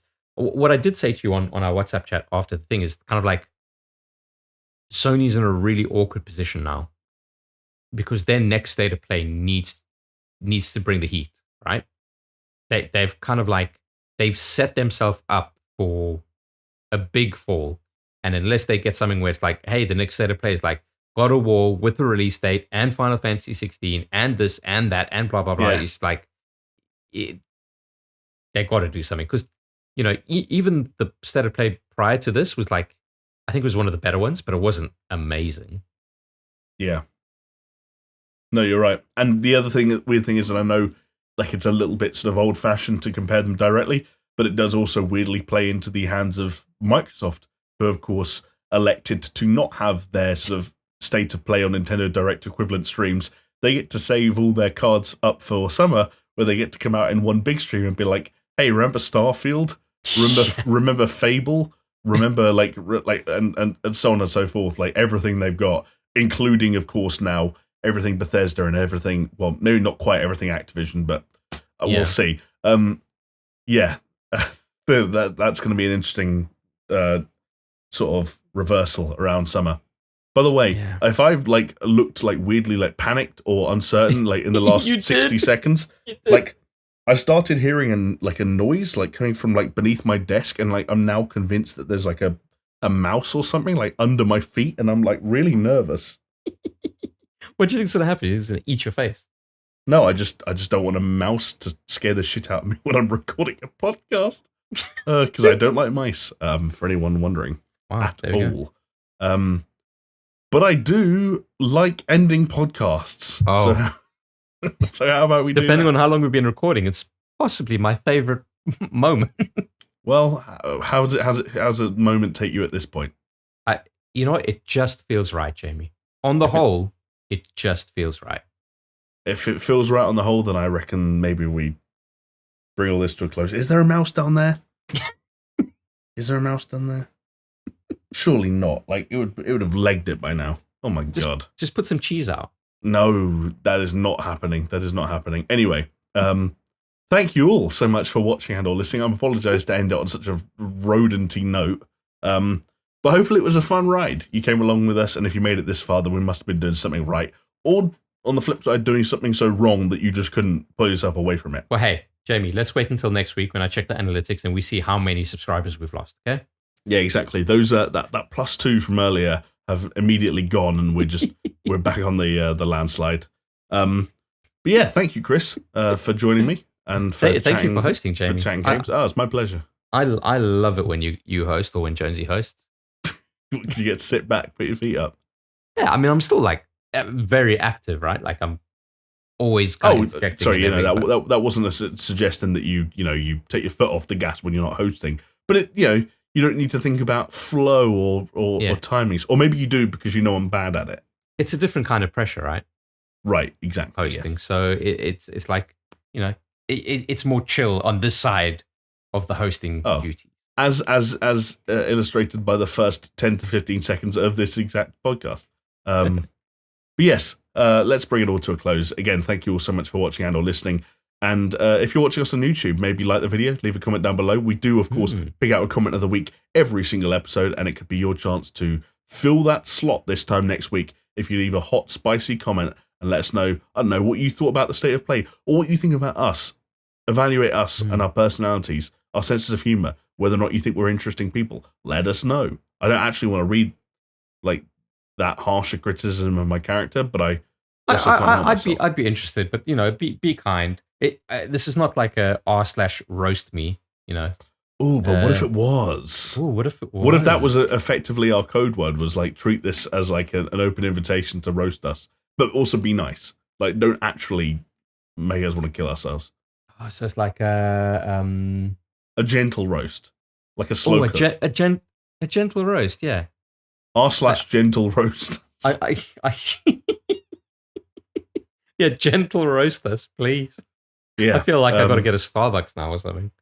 Hey, slow roast us. You could do that if you're on YouTube. There's a comment section right there. If you're on audio platforms like Spotify, iTunes, Google Podcasts, you can't roast us directly from there, but you could technically roast us with a rating. That said, I'm going to say don't do that because we need positive ratings where possible, 5-star reviews to help us float our way through the SEO of the way that podcast platforms work, I guess. I don't know.